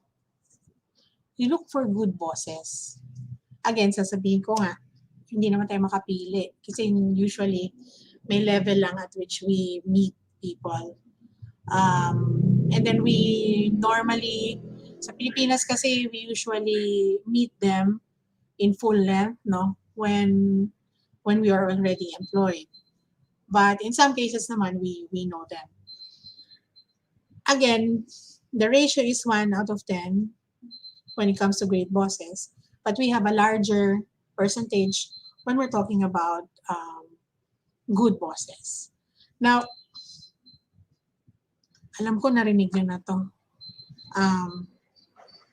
A lot of people leave their companies not because of the job, but because of the people they work with. Or minsan yung one up. Tama? One up. So, ang sasabihin ko lang is it's always a two-way street.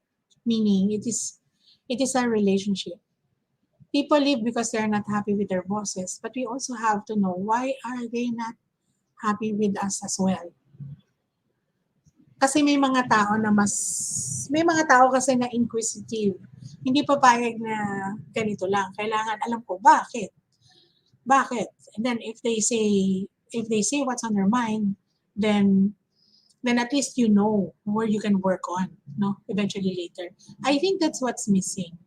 So again, um, it is a two-way street. So if we want to be able to find happiness in the workplace, what is really important here is to establish that communication line for you to be understood by whoever it is in the workplace that you need to work with, and for that other person to also talk to you.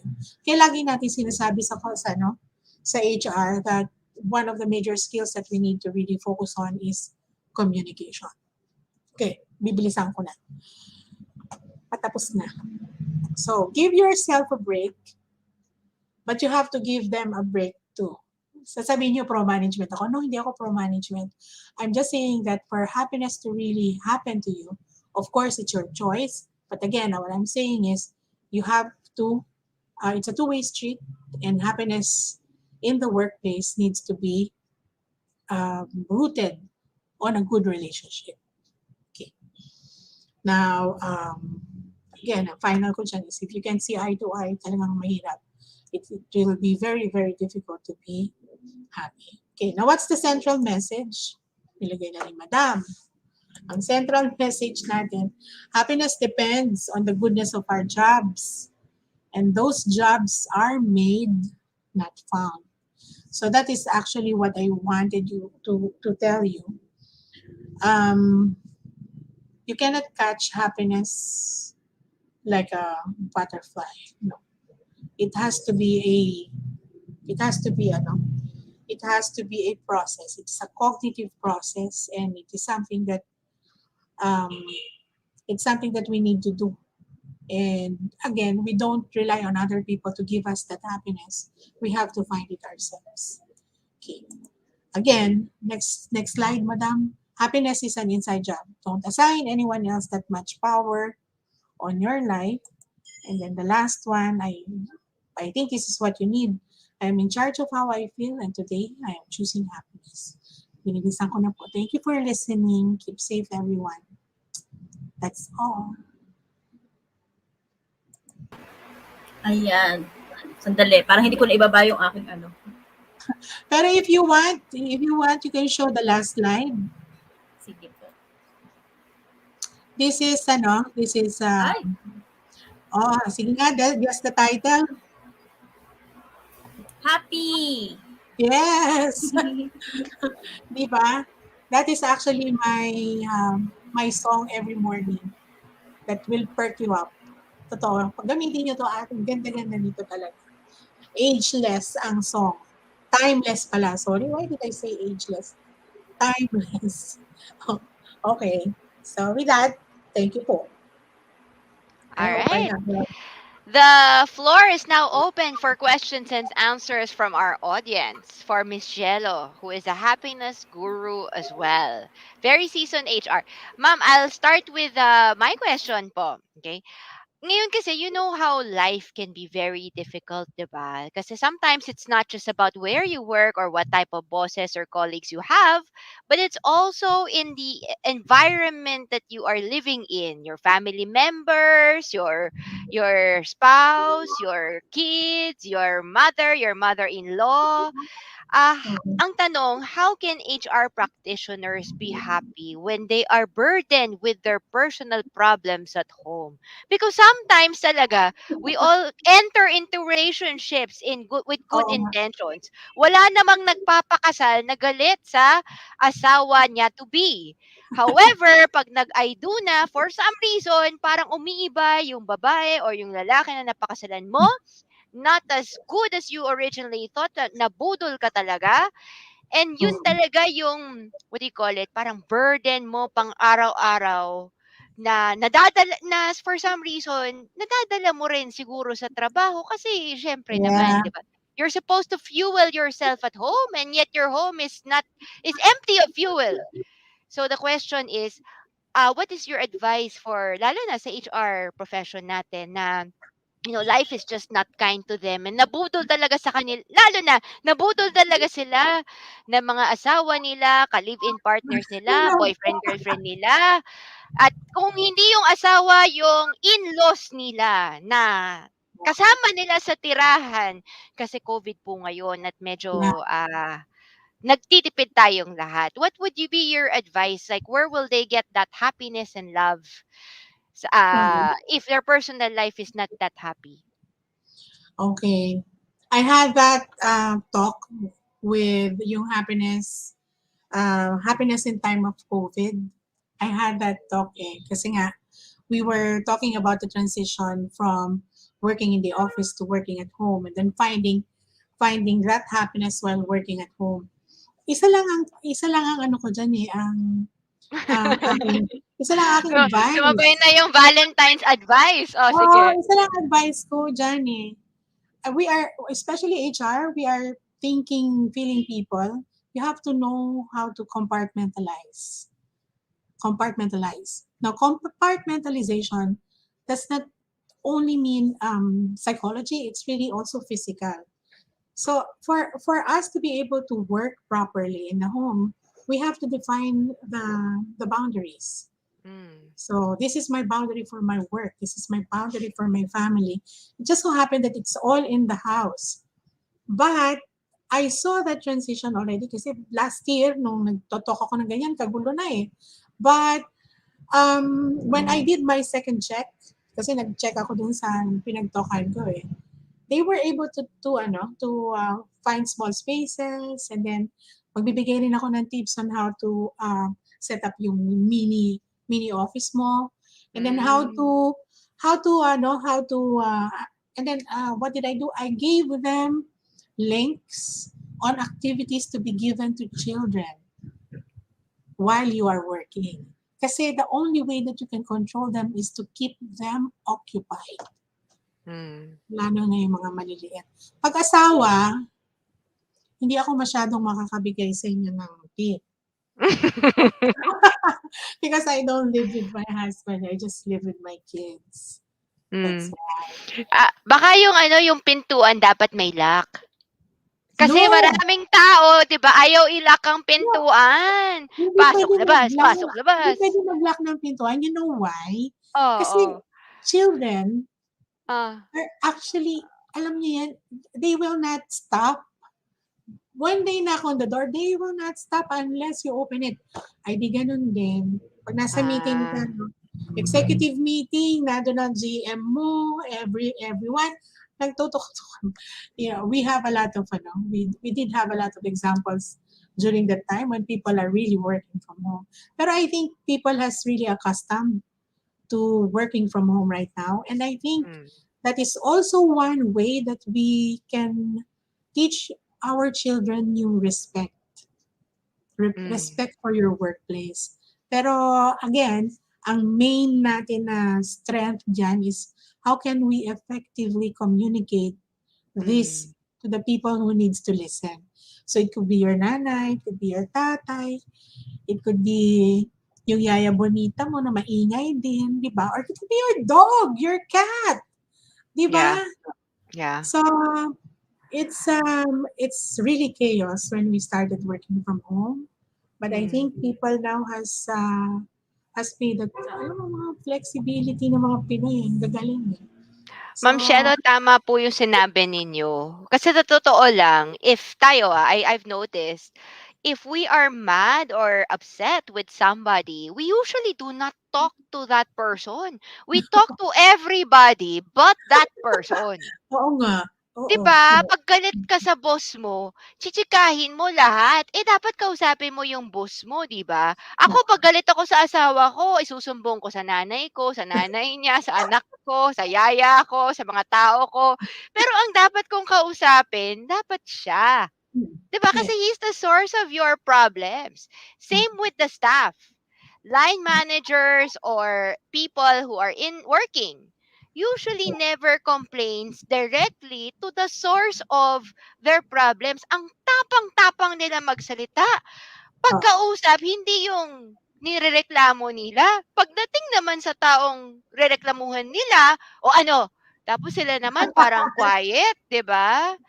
That Oo. might actually be a problem because we're so emotional yet so Non-confrontational. non-confrontational. Yes. 'Di ba? Kaya ang dami nating yung mga may crush, tagal mo ng crush yan, ang tagal mo ng Ano ba?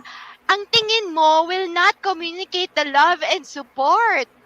Tapos baka maunahan ka pa kasi we don't want to tell the other person how we feel and tumatagal yung problema at nagiging issue pa lalo yung mga kwento natin kasi later on, makakarating din yan sa boss natin. Yeah. At saka Diba? It's not, nadadagdagan oo. eh.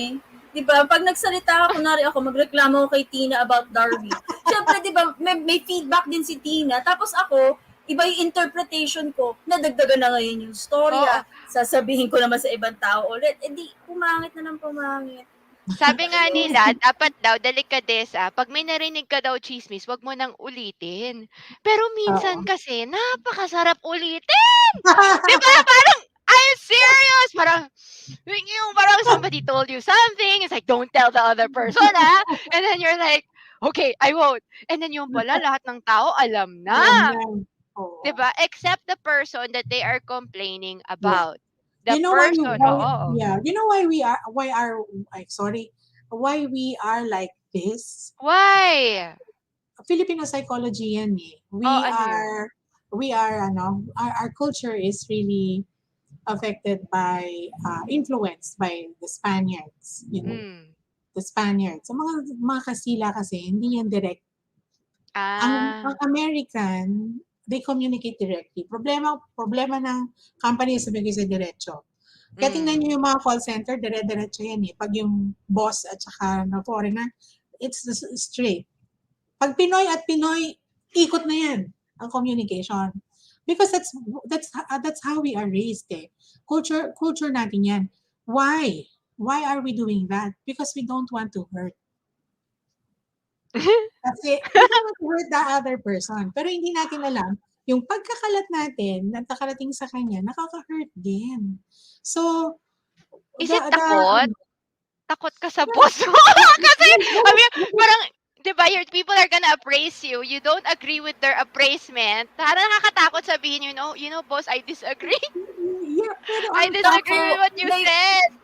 To some extent, feeling ko may takot. To some extent, feeling ko may takot. Kasi alam mo yun, syempre boss mo yun. Sa atin kasi, yung mindset ng mga employees ay palaging pag nagreklamo ko, pag nagsabi ako ng anything bad, tatanggalin ako ng trabaho. They see all of these employers as super powerful na maraming palagi nakikita mo to, di ba, Tina, sa mga post sa Philippines HR group. Kung alam lang nila due process. Sa dole. Yun nga. Hindi nila na may hangganan yun. Diba? So, iniisip nila na employers are all powerful. Kaya ganun sila. Takot sila magsabi. Balik ako yung sinabi ko because of that Castilla thing nga. We don't tell it to them. Una tama ka naman dun eh. Kasi tatatakot tayo na baka tayo balikan. Or pag-initan, no? Kasi experience naman natin in the industry, that's how it's being done. No? That's why nakuha tayo ng padrino, no? Para magsabi. Magkuha tayo ng mga tao na makakapagsabi ng damdamin natin, whatever it is that we're feeling, diretso dun sa boses. Although that's not happening talaga. Pero ang sa akin lang kasi, sorry, my dog is really... It's fine, Pero ang point ko dun is that this particular cultural behavior that we have is something that we can address naman, pero it has to start from the top. Kasi if alam nung nasa top na nahihirapan ng feedback, no? He has to come up with avenues when feedback can be given freely. Kasi kung responsible employer ka, tatanggapin mo. Kasi if-phrase mo lang siya na yung comments is really for the employee to understand better. And then for the employee also to understand that when it comes to appraisal, the one who will be really giving the rating is the boss. Pero kung Hmm. kung kung malinaw ang pagkaka-appraise, malinaw ang Hmm. pagkakapaliwanag, hindi mo Hmm. tatanong. Kailangan tuturuan mo rin. I think the HRs, a lot of HRs are weak in two things. Mm. First, the writing. Diba? Number one, Okay. may mga tao talaga, may template ba kayo ng NTE? Naku naman, bakit kailangan ng template? Yung copy-paste, lalagyan mo lang ng pangalan, lalagyan mo lang ng offense, and then Yes. warm regards. And when you issue notice to explains and incident reports, some explanation also from the company or HRN is needed. Eh Oo. minsan kasi True. yung tao takot mag-usap sa staff, binibigay na lang yung NTE, napaka-standard. So there's a Oo nga start of eh. miscommunication. Kasi parang sa NTE sinasabi niya, something is wrong with you. Please explain. And it requires a bit of explanation din and proper writing to really explain in words and in actual like, sa laway kung ano talaga yung nangyari na hindi naman talaga nagagalit yung company, may nangyari lang and they really just want the employee to explain his Yeah. side, and it doesn't mean he's always parang guilty. And secondly, pansin ko rin 'pag nagtatampuhan lalo tayong hindi nakikipag-usap. We are Totoo. very good with a silent treatment. Very, Yes. very good. Lalong-lalo na sa HR, kilala mo kung sinong galit ng tao kasi sigurado lalo kang may problema sa tao na yon, lalo Mm. mong hindi pinapansin. When in fact, it should be dapat baliktad as what you've said. The more Ah, you have problems in your company, the more laway power you should give out. yeah. And True. 'di ba, pag in a very antagonistic, toxic environment, nobody talks to each other. They just shout at each other. They don't really Correct. communicate. And when you have a good relationship in your company, chika-chika, my God, lahat na pinagchichikahan, right? Like, it's not about work anymore. Exactly. It's all about everything else under the sun. And they can't Yeah. just keep quiet. They talk about everything. They talk about anything else. O, sino nakipag-break up dito, kay Christopher Min, and all of that. 'Di ba? Parang Nakakaloka. communication Oo. is key in You bringing know, back joy and love. what I did? Nung kasi Hmm. unang problema ko yun sa San Miguel. Hmm. It's predominantly male Correct. employee, 'di ba? So Older. I was HR. Tanda. Yeah. Alam niyo ang ginawa ko nung kasi I was the Hmm. new kid on the block. So Hmm. nila ako pinapansin, i-estima nila ako mula ulo hanggang paa. So, Tama. to make it easier for them, you know what I did? I went Hmm. to their smoking area. Hindi ako nag-smoke ha, pero I just Hmm. went there. And then, Tapos? nakipagkilala lang ako sa kanila. And then sabi ko, guys, pag may kailangan kayo sa akin, nakit kayo ha, kasi gusto ko open yung office sa taas eh, para naman may Okay. kausap ako doon. So, noong una, pag-chismisan nila ako na, ay naku, ay naku, may bagong Lumalapit! may technique na naman na si ma'am, ganyan-ganyan. I was already married during that time. Hmm. And then they started off with dalawa, maglo-loan. Maglo-loan eh, so syempre pipirma ako. So, pirma ako. Pero I did not just sign it. Sabi ko, umupo Hmm. ka muna dyan, nagkwentuhan kami. And then, word of mouth. And it worked. Hmm.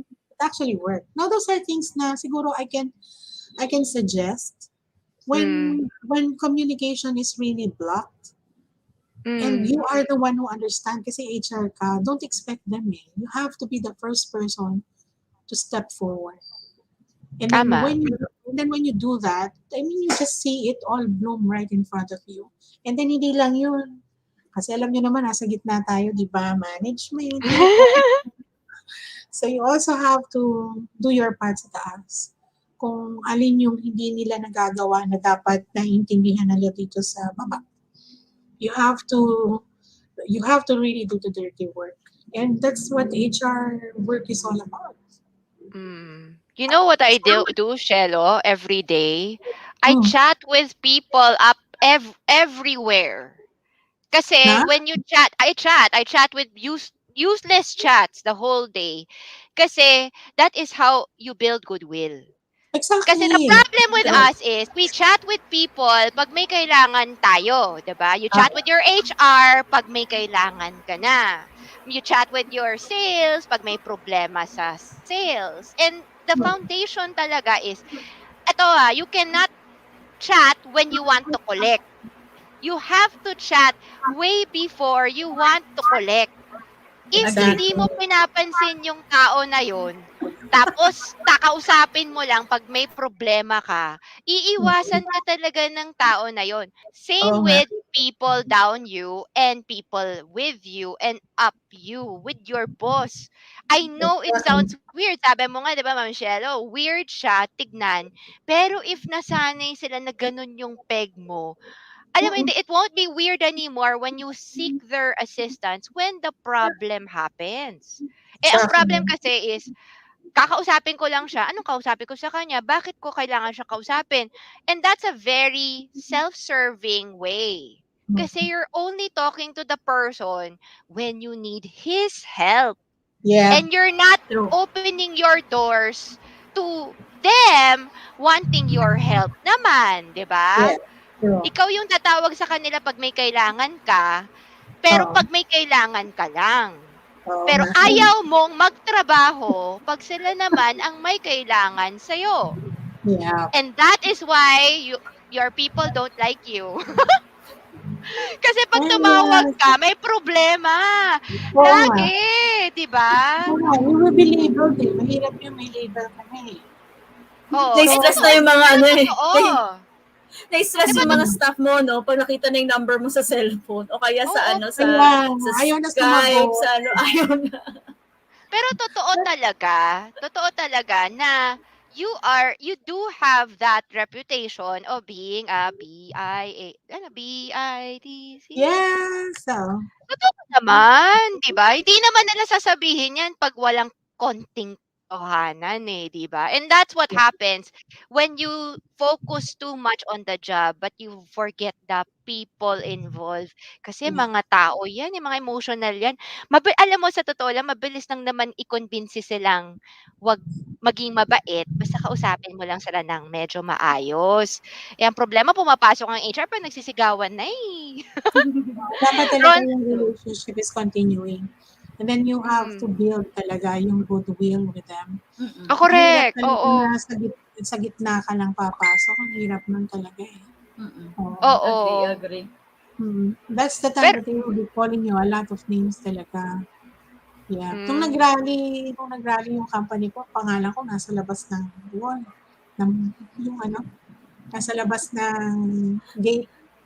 Pero Ma'am Nakalagay doon. Cielo, Hmm. given na minsan you will have enemies and these enemies will talk badly about you Yeah, times they kasi did. syempre they have their agendas. How do you deal with the hurt? Because sometimes, so, 'di ba, it's unfair. Sometimes Mm-mm. It is. your enemies are unfair to you and you will get hurt when you hear what they say. And it's very tempting na how do you talk to them? Paano ka walang bitterness pag alam mo na ganito pala yung sinasabi nila tungkol sa'yo pag wala ka naman sa kwarto? How do you deal with that and bring happiness back? Kasi they're very Oo. unfair. Ako kasi I do not call myself confrontational, but I'm very, I'm very frontal kasi. Pag may narinig ako about me, Mm. sasabihin ko sa kanya, "Oh, may narinig ako, sinabi mo nga ba yun?" Ganun ako eh. That's the Ano I do nangyari pag gano'n? and they had to tell me, ma'am, kasi nabanggit po yata sa ganyan. Sabi ko, halika, upo tayo. Ano yung problema natin? Ah, Ayusin natin.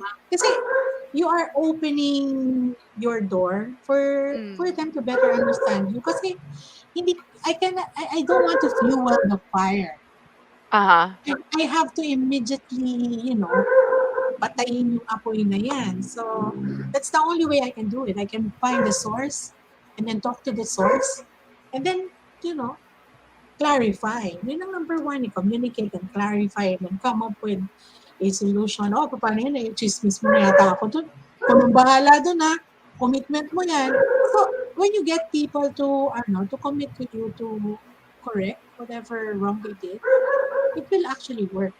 It took me a lot of time to be able to do that kasi I was in my 30s already nung time na yun eh. Kaya siguro yung level ng maturity, Mm. mid-30s na ako. But if that happened to me when I was 25, mas probably yung ipagpatayan ako nung time na yun. Diba? True, true, true. Nakagalit eh. So, syempre, but I think I was really more mature during that time. And I was, but just to tell you the truth ha, pinadalahan Mm. ako ng bulaklak na itim, bulaklak ng patay Sa bahay, sa opisina. sa opisina. But my father is a judge. And he was really very angry. So that was one of the biggest things that have happened to me. I did not receive the letter, but the letter was received by the plant, and then pati yung rep. So I was housed for about 10 days just to, they can For your validate. protection, huh? Yeah po. And then, when, no, alam mo yun, no, bumalik lang ako dun sa company after 10 days. Balik ako dun sa smoking area. Sabi, hoy, ano na nang ginawa ninyo sa akin? Pambira kayo. Tapos, alam mo, sila rin ang nagsabi sa akin, Ma'am, pasensya ka na kayo kasi kasama po yan dun sa aming strategy. So, they were telling me honestly that it was a strategy for management. Sige, strategy for management, papangalan ko nilagay nyo dun, sinasabi nyo ako'y basta marami silang Tagalog words in red. So, Mm. at the end of the day, these With people blood, are, diba? oo, Blood red. blood red. Pero alam niyo yung kahit nilagay nila yun doon, I never took offense. So, I went to them, then they talked to me, Ma'am, kasi ganito ko, naka-deadlock tayo sa CBA. So, oh, okay, fine, I can't do anything about it. Pero, eventually, sabi nila, Ma'am, sorry dun ha. Sabi ko, nung gago ako na dun na. Pinadala niyo pa ako ng bulaklak, kung bihira kayo. So, at the end of the Not the day, type of flowers you want. yeah, exactly. Especially, buti na lang, hindi February 14, hindi mo bumamakaano ko doon. Ang hirap But, talaga ng mga deadlock na CBA. oo, mahirap Hirap yan. talaga. Oo, but as I was saying, sometimes they just do it um, to send the message across. So, ang HR is there to interpret what the message is. So, you cannot Mm. you cannot really turn your back dahil pinadalang ka ng ganyan. The more you have to approach and ask them, ano ba ang gusto niyo talaga? And then pag-usapan Taas. natin. Yes. Let's go Yeah. back to the negotiation table. So that's what we did. So, I think that's a very good talent or skill that you're teaching us, 'di ba? That you always have to look at things in a positive manner as the HR of a company, mm, because you do not have control to whatever the employees might do or think. You really do not have control. Like recently, one of my supervisors got a death threat because the employee thought that the supervisor was going out with her ex-boyfriend. And I'm like, on all my years here, that's a totally random thing. Like, grabe. saan nang galing yon, di ba? Parang, I don't know if you have mental health issues, or do you really mean your allegations, but Yeah. it's a completely random thing that I can never come up with, no matter how intelligent I am. And so, the thing is, mapipikon ka ba? Or tatawanan mo na lang yan and to operate in a way that you can still do your job? Because it is so easy when you get things like this to take things personally. Yeah. It's so easy. Lalo na if you are the supervisor, for example, na pinag-accuse na nakikipagjowa doon sa may topak mong empleyado. Sabi niya, mamang tanda na niya. Gosh, hindi naman gwapo. At hindi ko na, excuse me. Di ba, parang it's so completely random. But it is up to our HR to say, either magalit ka, or pag make it na yung kwento niya, kasi nakikita mo stress na stress siya, to Mm. twist it around in a much more relaxing, fun manner, na parang, gulay, ang ganda mo, di ba? Then it becomes something that is so hot becomes cooler. And Yeah. something that is so stressful becomes more manageable for all, because you give them another way of looking at their work in such a way na hindi sila uuwi hindi makatulog, masyado nag-iisip. Kasi it's very hard for them to process things in a very positive way. Kasi mainit sa kanila. Sila yung ina-allege na ano yun? Nagiging kabet ng ex-boyfriend niya. Ay, nako. Nagpapa-blatter daw na ewan. You know what I mean? Like, but if Yes. you are the HR, you say like, well, totoo ba? Gwapo ba? Ay, ito na, sabihin mo na sa akin kung totoo. Okay, wag mo akong papahiyain. If it's true, tell me now. If you tell me it's not true, I will defend you, 'di ba? But you need to know the truth. And I think it's important for HRs to look at things in a very Cielo manner. 'Di ba yung 'di ba yung parang kasi ang sa atin kasi mabilis talaga tayong mapikon. Totoo Exactly. 'yun, Lalo 'di ng ba? babae. Lalo ng Mabilis babae. mapikon. Oo. Tsaka 'pag napikon mo na, sabihin mo walang personalan 'to, pero sa likod parang, anong puwede kong gawin? Hindi, 'di ba? You know you have to be professional, but sometimes it's hard for you to be professional through and through. Something still come in, 'di ba? The asar will come out. Right. Rona, what is your thoughts? Sa Ako mga gano'ng actually, and actually, napapaisip ako ngayon. Kasi there are a lot of HR people right now na ang palagi nilang sinasabi is that they can't handle the workload, they can't handle the Yes. pagalit of the boss. I am seeing a lot of that and I am worried. I am actually very much worried about this batch of HR professionals that we have. Why? At some point, ano kasi yung trabaho natin is not easy. It's not for the faint of heart. Hindi po pwede to sa mga mahihina yung puso, yung grit, walang grit. Hindi to po pwede sa ganun. Bakit? Kasi ngayon pa lang pinag-uusapan pa lang natin, boss pa lang ang nagagalit sa'yo. Empleyado pa lang ang nagagalit sa'yo. Paano pag napasok ka sa isang kumpanya na may union? Ang hirap ng may union.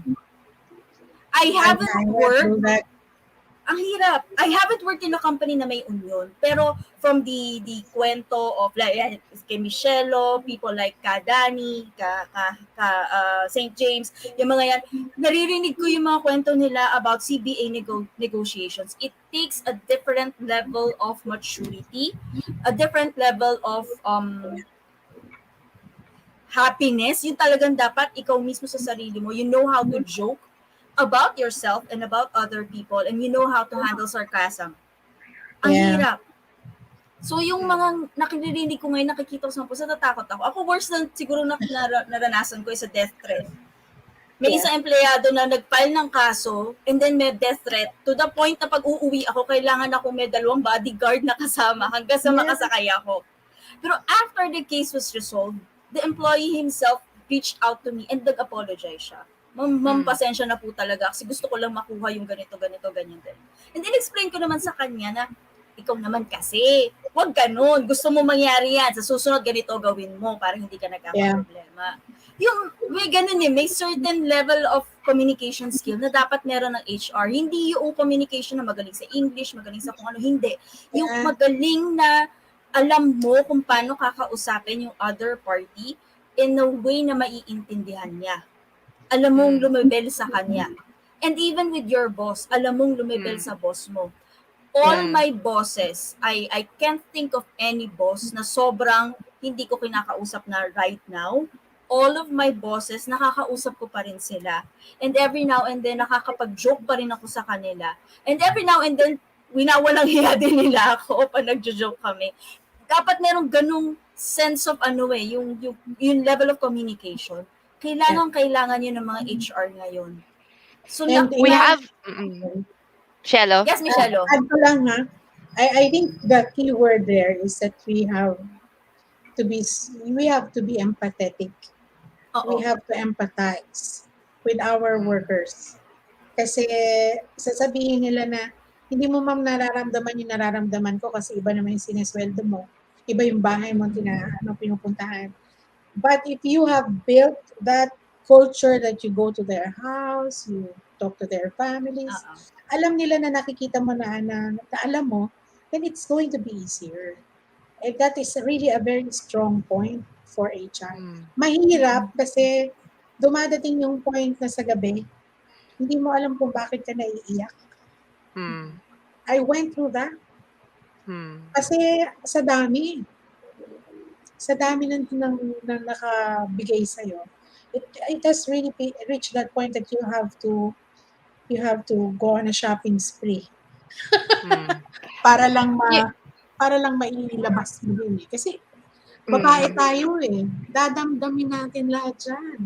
And it's really Pero very you're right, Miss Cielo. Ang sa akin, 'di ba, a lot of the employees is asking, "Why are you pro management?" And the company is always asking, "Why are you pro people?" And I think true.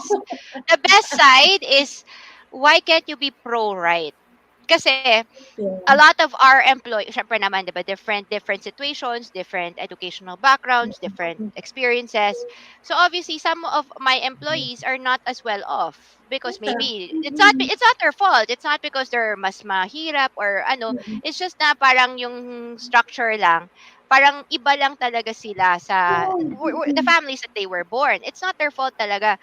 And you really have to look at it na you have to still be fair.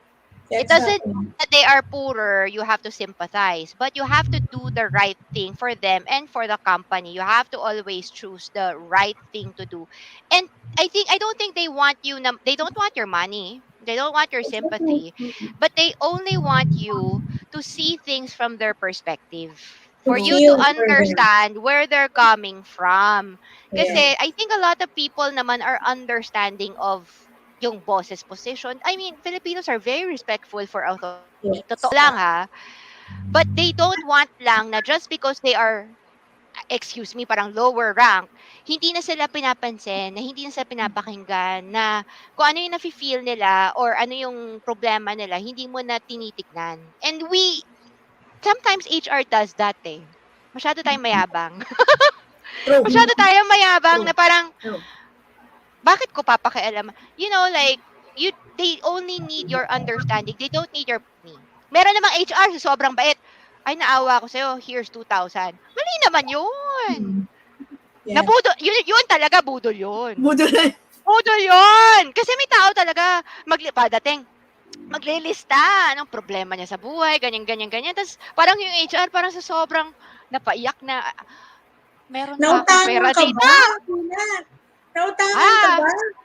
Nahirapan talaga ako kasi if we do that, we have to set the policy. Ayan, we Ah, have to change our policy because we cannot favor one.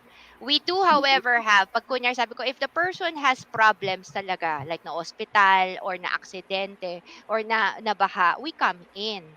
Pero pag Mm. pupunta kasi sila sa'yo, tapos magli-list down, pag binigyan mo kasi, dadami!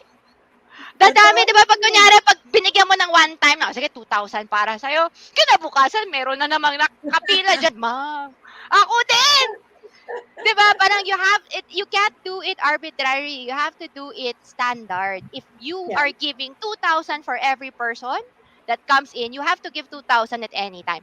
We have a question here, sabi ni Miss Ninfa Baluyat, people sometimes need an outlet of their frustrations, but only to those they trust and won't take it negatively. Yeah. So are True. you the HR that they trust or do not Yes. trust? Kasi may Dapat HR that you trust. do not trust. Kasi mga Oo. ahas eh, 'di ba? Pag sinabihan mo, alam mo 'yun, there are ways like that. 'Di ba may mga HRs talaga na antipati ka. Malas ng Nakakaloka. Meron, how do you deal with meron Nakakaloka. mga that? ano eh, may mga HR na wala akong tiwala dyan. Ang lagi ko sagot dyan, wala ka palang tiwala, ba't mo hinire? Ba't natin hinire Here, ang tao yung kung wala kang tiwala? here's the question, Ma'am Cielo and Ma'am Hmm. Rona. What if yung kasama mo sa HR, masyadong iba sa tinuturo mo, Ma'am Cielo, makasarili at hindi, yung alam mo 'yun, very not a type of person who really looks out for the people, and this person is your colleague, what will you Your do? your what? Your Your colleague, your Colleague. co-HR in the company colleague. colleague. Yeah. What What would do you I do? Ganun ka eh, 'di um ba? Ano ka eh, you're spreading goodwill, you're spreading happiness, you're spreading the yeah. love. Yung ka-HR mo, makasarili. How would you handle it? Kasi ano yan eh, people are really different. talaga naman different. And people really came from different families, background. So it just so happened that we have the same position. Pero it defines our behavior yung background natin. Now, given that, if hindi niya alam na ganun siya, it has to be discussed with her. And then you have to come up with a model behavior for HR and then see that as a template. Pero ang ginagawa ko dyan kasi, I had one like that, pero lalaki. What we did is, during the monthly session ng HR, what we did is, gawin natin what is the template of an ideal HR that we want. O sige, itong ideal HR natin. O ikaw, ano, input mo. Make sure that the person who is the point of the discussion will have the input. Kasi sasabihin ko lang sa kanila, yung input ninyo, dapat pangangatawanan nyo na yan, ha? O to, tama na ba to? Okay na ba to sa inyo lahat? Pag okay na sa inyo lahat, let's swear. Pinky swear tayo lahat. Because we have to also protect the person. Kasi it's really very difficult to judge the person's behavior. Hindi natin alam anong pinanggagalingan niya. So, if we do not know, why don't we know? At alamin natin. And then pangalawa, let's support the person so that the person can perform better. Because I'm always, I'm actually a stickler for, people improvement. Hindi ako madaling mag-give up sa tao. And I have been, a lot of people before, they have a disappointment to me. Ilang beses na akong tinabla. Alam niyo yun? Tatablahin ka talaga, HR ka na, tinatabla ka pa. But if they know that you are the type of person who will never give up, they will change. Ako kasi, so ayaw mo, sobra akong positive, hindi ako napayag na hindi magbabago eh. Kasi pinapa-plan out ko sa kanya yung buhay niya. O how do you see yourself 2 to 3 years from now? Ito yung behavior mo. Sa tingin mo yung behavior mo ngayon will take you where you want to be. Diba? So if you do not have that conversation with a part of your team, you're doing that person a great disfavor. Lalo na kung ikaw ang head, hindi po pwede nakasama ka lang sa magchichismis. O nga, ganyan yan. Huwag na lang natin na-promote. Babaan na lang ng performance sa Presas.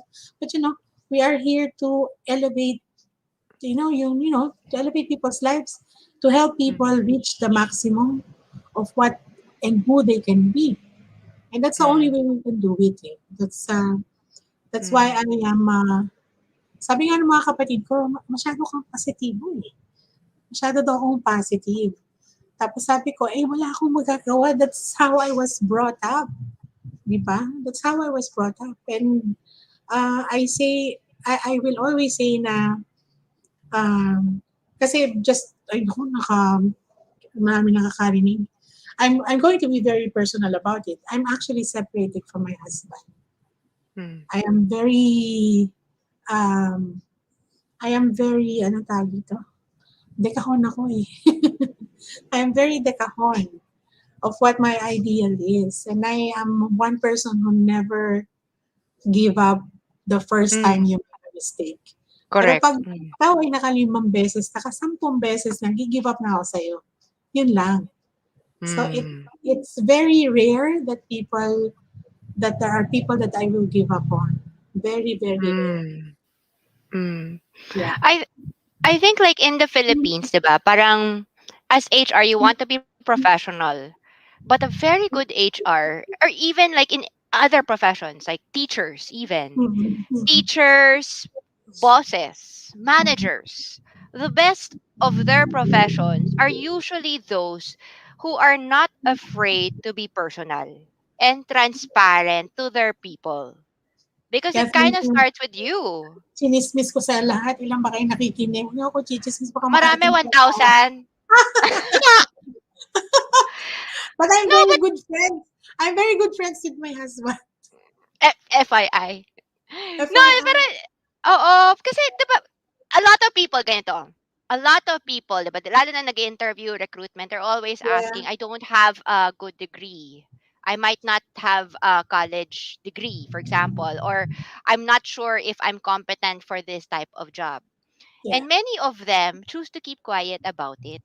And then they ask the PHRG group, anong gagawin ko? And I'm like, well, you come off as a little bit insecure, but why Mhm. not make that insecurity or that perceived weakness of yours as a strength? Mhm. Because your weaknesses, your what you do not have, do not make who you are. 'Di ba? Yeah. It's not kung anong kulang sa ganun kang tao. Kung anong meron mo lang, ganun kang tao, 'di ba? Yeah. What you have, then you become that person. If you are not, if you do not have a college degree, but you are smart, when you Mhm. answer, then you are smart. The college degree does not make you smarter. The high school degree does not make you dumber. So Yeah. why are you insecure? You should instead be more honest with your faults. And I think a Yeah. lot of HRs, kasi syempre ang hirap din kasing mag-admit na may mali ka kasi takot mo baka hindi ka nare-respetuhin ng ibang tao.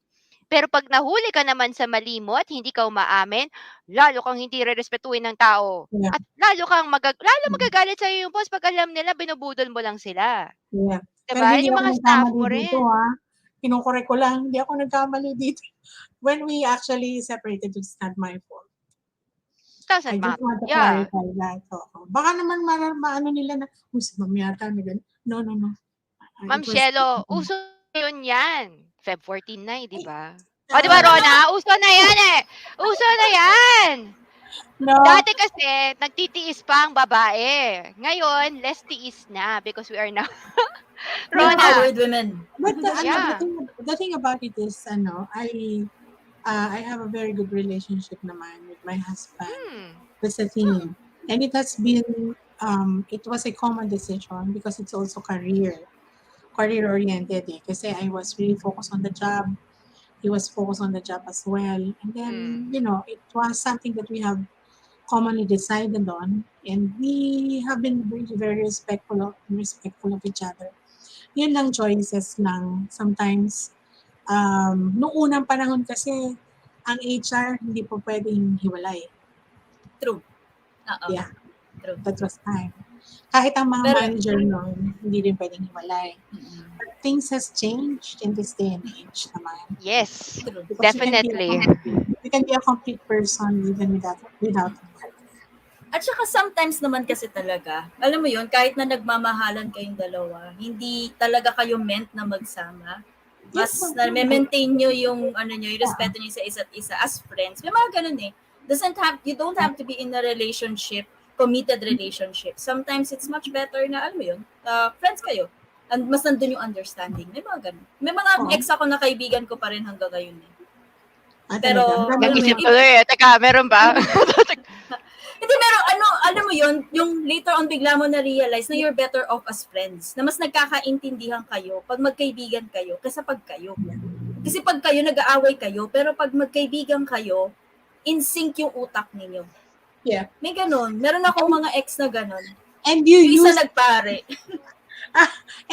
those experiences as well and translate it into work. Kasi alam niyo may pare-pareho naman yan eh because it's a relational issue. So what has happened to us that has something that I can use in the work that I do, I use it. And wala namang problema sa kanya. We should Ano not yun? be, we should not feel that our failures are really failures. It makes who we are. And it doesn't matter how many exes you have. I don't have friends na ex eh. The only friends na ex na meron ko, gusto nila maging more than friends pa rin. Nasa si Darwin! Diba? Ma'am, ako, if they keep a relationship with me, they want something more. So it's better. They choose to respect their wives, diba? So they are now happy with their own wife. May nagtanong dito, what's your opinion to those employees that has been counter-offered when you are about to leave? I think parang paano kunyari aalis ka na kasi hindi ka masaya and then kinounter offer ka ng company mo, Ma'am She. I'll give you ang percentage ng nag-stay na kinounter offer, no, na nag-stay in a year ng kinounter offer, napaka-konti. Because eventually they will leave. Kaya ako tatanungin niyo, wag niyo nang i-counter offer, aalis din yan. That's the thing. And the best thing that you can do is if you counter offer that person, make sure that you have in your pipeline, in your talent pipeline, make sure that you have a ready replacement. So sa career pathing ng lahat ng tao sa company mo, make sure that for this position, meron kang ready replacement. I don't believe in counter offers. Parang ang Because sakit naman yan, Ma'am She. Diba? If you think about it, how can you make a person who wants to leave stay? O, diba? From an HR and many other yeah, and perspectives. you have to know why the person wants to leave. True. Because if the person is leaving for monetary reasons, no, monetary reasons, it's unaffordable for the company. It's going to be useless. But if if the person can afford naman, if the company can afford to give the money to him as in-offer sa kanya sa counter offer, ang question ko nun is, why wasn't it communicated in the proper way? And then you have to do True. it via resignation. True. That's the thing. Something is off. Mm. That's my perception. I don't know how other people will Tama. be interpreting it. But Agree. alam mo, Agree. it's from a behavioral viewpoint lang yung akin eh. Di ba? Mm. At saka ano yan eh, if you do a counter offer, somebody else in the organization would know. And if They will pag do it again. nalaman yan, Ay, nako. oo, gagawin nila rin yun, yung same process na yun, na they will resign in the hopes of magka-counter offer ka. Yeah. Tapos mas marami pa ngayon ang aalis kasi alam nila na magka-counter offer ka eh. So, Sign na tayo counter offer naman. Oo, same question with Miss Cielo, 'di ba? If kaya mo naman palang magbigay, bakit hindi natin communicate before or bakit natin inayos yung proseso before so that we don't have this problem now? Yun yung palagi kong iniisip eh. Kaya natin mag-counter offer, ba't ngayon natin to ginagawa? Ba't hindi pa noon? At ba't hindi natin alam na ito ang problema? 'Di ba? Kasi Yeah. para sa akin, counter offer is a very band-aid solution lang eh. Exactly. Very short term lang yan. Dapat mas something that's fair, something that's more solid. Hindi yung parang biglaan lang kasi aalis siya siya yung namin, siya yung star employee namin. Star employee yan. So ba't ngayon lang natin naisip na ito pala yung kanyang motivating factor? Ba't di natin alam yan in the past? Ganun I ba have natin? a helpful suggestion for managers. If you are operating, I'm asking people to be more hands-on.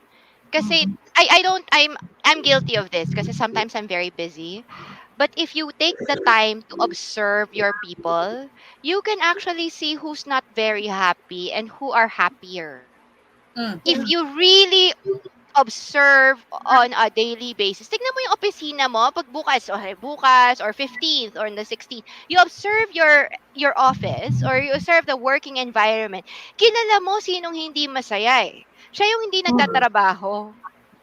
Yeah. Siya talaga yung parang tinatamad.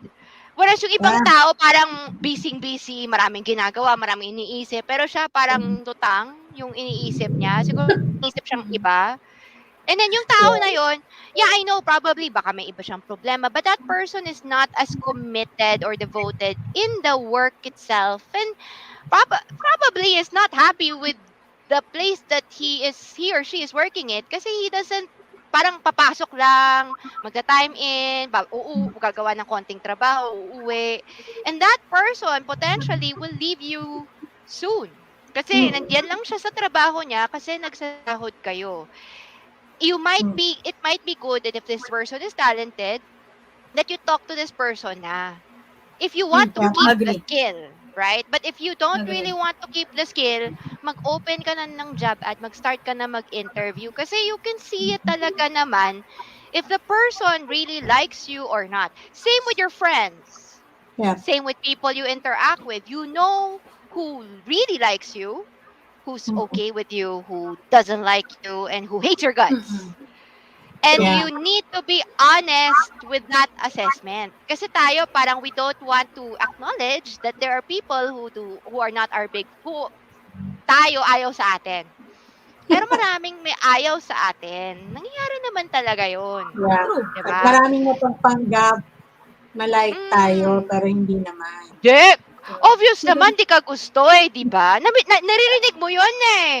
Pag nagsalita, pumirit, parang matalim. 'Di ba? Yung Mararamdaman mo parang may din yun eh. ganun. Mararamdaman mo. Parang, mapapapagano ka ba? Okay lang ba to? Bakit Diba? ganyan Pero, siya magsalita? oo. Pero tip sa mga managers yun nga sinabi ni Mentor Tina, dapat na-observe mo yan. If you're doing 100% work from home, mapapansin nyo pa rin yan. Oo. Makikita nyo yan sa dami ng, gano'n sila ka-communicative, gano'n sila ka-open na mag-communicate sa inyo pag may mga questions sila. Gano'n sila kabilis mag-respond, gano'n karaming emails ang hinahandle nila, gano'n sila ka-excited sa mga activities. Pag napapansin nyo na dapat kasi nakikita nyo yung lahat yun eh, dapat nakikita nyo yung pattern. So each time na nag-iba yung pattern, like I had this happen to me last year, one of my staff, biglang nag-iba yung pattern, biglang bumaba yung productivity. So pag ganun, yun na, kausapin nyo na. Yeah. Uy, Petra, kung ano pangalan niya. Okay ba tayo? Bibigyan ng May pangalan problema ng ba? Petra. Okay ba tayo? May problema ba? So what's happening with you? I noticed that medyo lately bumababa. Anong problema? How can I help you? Wag yung galit kagad kayo na, hoy, ano ba to? Bakit wag? Take it from the point of view na you would like to help the person. So what's happening? How can I help you? Para makapag-open up sila. Doon dapat na nyo na yan. What can I do para ano yung kailangan natin i-correct, ano yung kailangan gawin. Hindi yung kung kailan ayan na ang resignation, tsaka pala magsasabi na, oy, counter offer, 25% increase. Tapos iba mga empleyado mo ni hanggang 2% increase lang, magkano lang yun. Just Unfair. Unfair. truly. Kung sino nga alis yung pabibigyan mo ng pera, tapos yung mga taong mababait at who chose to work with you and are loyal to your company, yung pa yung ayaw mo bigyan ng increase. Dapat pag may magre-resign, sorry, pag may nagre-resign, increase ko yung nagstay. Kasi they have more work, diba? Like, if somebody leaves, these people still choose to remain with you. Ang bibigyan mo, yung counter offer mo, kung ibibigay sa taong aalis, ibigay mo sa taong natitira. Kasi they're really still working for you and they're taking on more work because a person has left. They kind of like deserve that increase. So we're now at 5:30. Napakasarap yung ating kwento regarding happiness. Let's shout out tayo kay Sir Joseph N. Placer, BS Hospitality Management for Central Philippine State University San Carlos Campus. Welcome to the HR Cafe. And then there's also a person who says, Nelvins says, choose happiness always in all circumstances. So with this, Ma'am Cielo, do you have any last words for our viewers? And then how to contact you, what services you offer, and what type of guy you like? Huwag na yun. Okay na ako. Sige, go! Kasi Valentine's ngayon.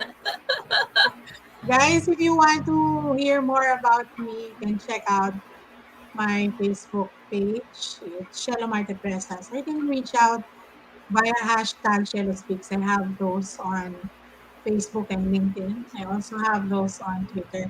But I'm more on LinkedIn. I do a lot of writings on LinkedIn as well. So if you need to get in touch with me, you can use either of the two. I do coaching, personal coaching. I do executive coaching as well. And then on the side, I do talk. So if you need my help or anything, just let me know. Thank you for inviting me ulit. Dapat second half of the year, I guess, ulit. Mamaya tanongin niyo, Michelle, meron ka na bang boyfriend? Meron! Diba? Pagkatapos ng Valentine's. Malapit lang, Lucena, di ba, Lucena? Medyo malayong commute, pero baka merong mas malapit. Ay, naku, hindi. Kayo na lang ang pupunta dito if you have time. Kami ni Darwin na. We'll be inviting you guys over. Yeah. You can come over. For me, my last words is, life is tough. everyone has problems. I mean, I'm not kidding. Every single person has a lot of problems. And if it's so easy for us to fall in the trap of being negative about things, negative about our insecurities, of what we think we don't have. We don't come from a good family, we don't have a nice degree, we don't have like a good work experience, we don't have the capability. Those are insecurities. It's so easy for us to also feel down when we're in an antagonizing environment where employees don't seem to like you, your boss don't seem to like you, and when you look around there's nothing there, right? And Mm. for me, it is a choice whether you see problems or you see opportunities. And it is a skill.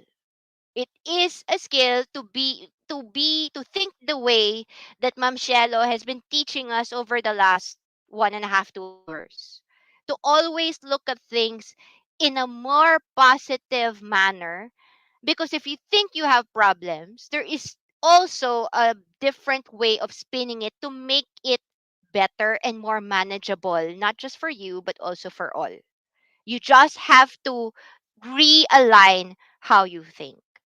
Pag marami kang problema at walang solusyon, kunyari baon ka sa utang, may problema ka sa asawa mo, you have to know how to realign, because if you don't, it's so easy for you to spiral down to depression and darkness, and you think that you are alone and yada yada. And honestly, you don't get sympathy for that. You have to look at things, realign things in a very positive manner, and do it consistently at the workplace as well. I like to highlight what Ma'am Shadow said. You have to talk to your people. A lot of HRs, may na-interview ako this week. Sabi niya gusto daw niya mag-payroll and compensation because that is one job where she doesn't have to talk to that many people. And she is an HR graduate. I admire her. She's a top student, okay? But if you're going to do this job, and if you want to do very well at this job, you need to have that mentality that you will have to talk to everyone and talk to people. You don't have to be an extrovert. I know a lot of the HRs that we highlight here, I know they are not pure extroverts. Many of them are introverts. And yet, they make their voice count. When they talk to you, they really talk to you. May laman. When there's a problem in the office, they go and talk to you. They're not the type of people who shy away from their problems because they hate your guts. Instead, before they come to a point that they hate your guts, they actually take into consideration that they talk to you. It's not courageous kasi they do it habitually. Gets? It's only courage when you never do it and then finally you're gonna do it. You have to make it as a habit. Now, if there's problems in the workplace, there's problems with the people you work with, have it a habit to talk to them.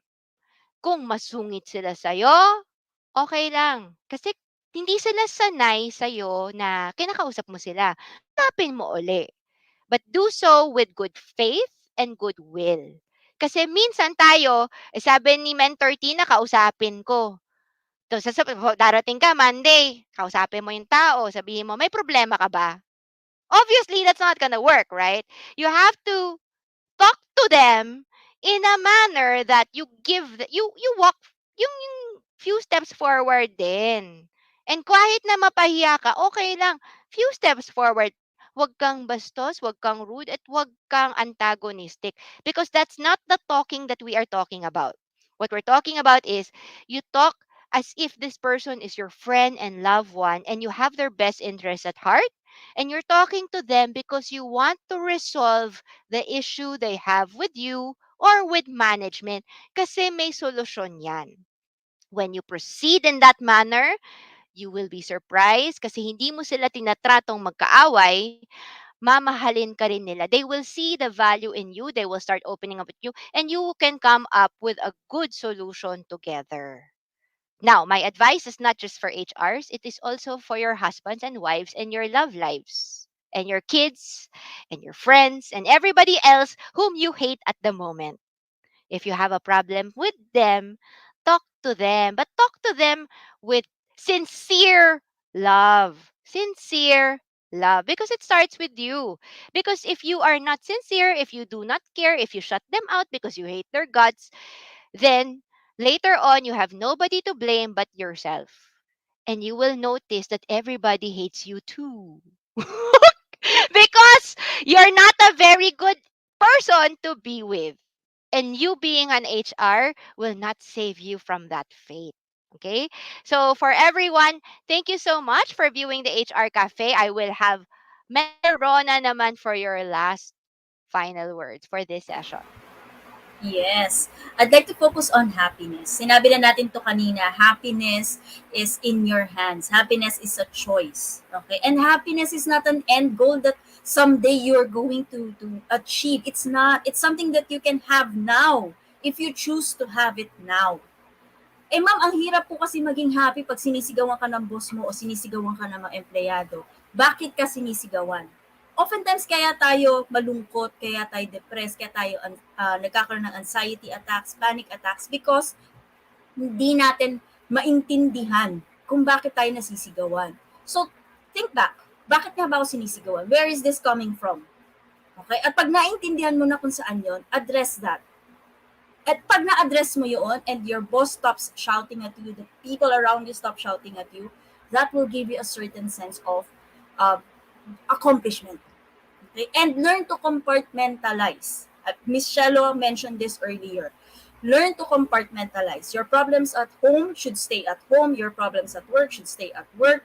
Your problems with one person should not cascade, should not impact the rest of the organization. Learn to compartmentalize. And learn also to know when to bite back and when to hold back. Nung ako'y kabataan ko, katulad ni Michelle, pag yung konting makanti lang, galit agad, nakaano kagad. Bakit ganun? Nakasumbong kagad sa boss na, boss, this is not okay with me. Nakaganon kagad. Pero habang tumatanda ka, habang nagmamature ka, bigla mo na-realize na, wait lang, is this worth my effort? Is this worth my time? And for quite some time now, yun na palagi ko iniisip muna. Is this something na pag pinatulan ko, worth my time? Anong makukuha ko dito? Anong makukuha ng other party dito? May matututunan ba siya? Is this a learning point? Is this a teaching moment for that person and for me? If it is, then let's go ahead. I'll talk to the person. If it's not, brush it off. Sabi nga ni Taylor Swift, di ba? Shake it off. Kung lahat yan ay papatulan mo, lahat yan ay anuhin mo, sasagutin mo, mauubos ang oras mo. Masyado na nga tayong busy, di ba? Wala na nga tayong love life. Importante ang Feb 14 sa ating mga HR. Tatandaan natin yan. So, ganun lang. Pag kayo ay nagkakaroon ng anxiety attacks, panic attacks, ang dami nagpo-post niyan sa Philippines HR group, hindi ko na kaya workload, talk to someone na nakakaintindi sa inyo. Okay? Para matulungan kayo to figure out where your anxiety, where your panic attacks are coming from. Okay? It's important to have a good mental health, but it's also important to have mental grit. Okay? Hindi lang tayo basta mental health. Kasi ang definition natin ng mental health is yung pag hindi mo na kaya, pag nalulungkot ka na, take a break. Yan usually ang definition natin with mental health. Pero meron ding konsepto ng mental grit. Dapat alam natin when to push back, when to fight back, when to hold back, and when to be gentle with ourselves, and when to tell ourselves, hoy, loka, ano ka ba? Dapat kinakaya mo yan. That is mental health. Okay? And that is the root of happiness.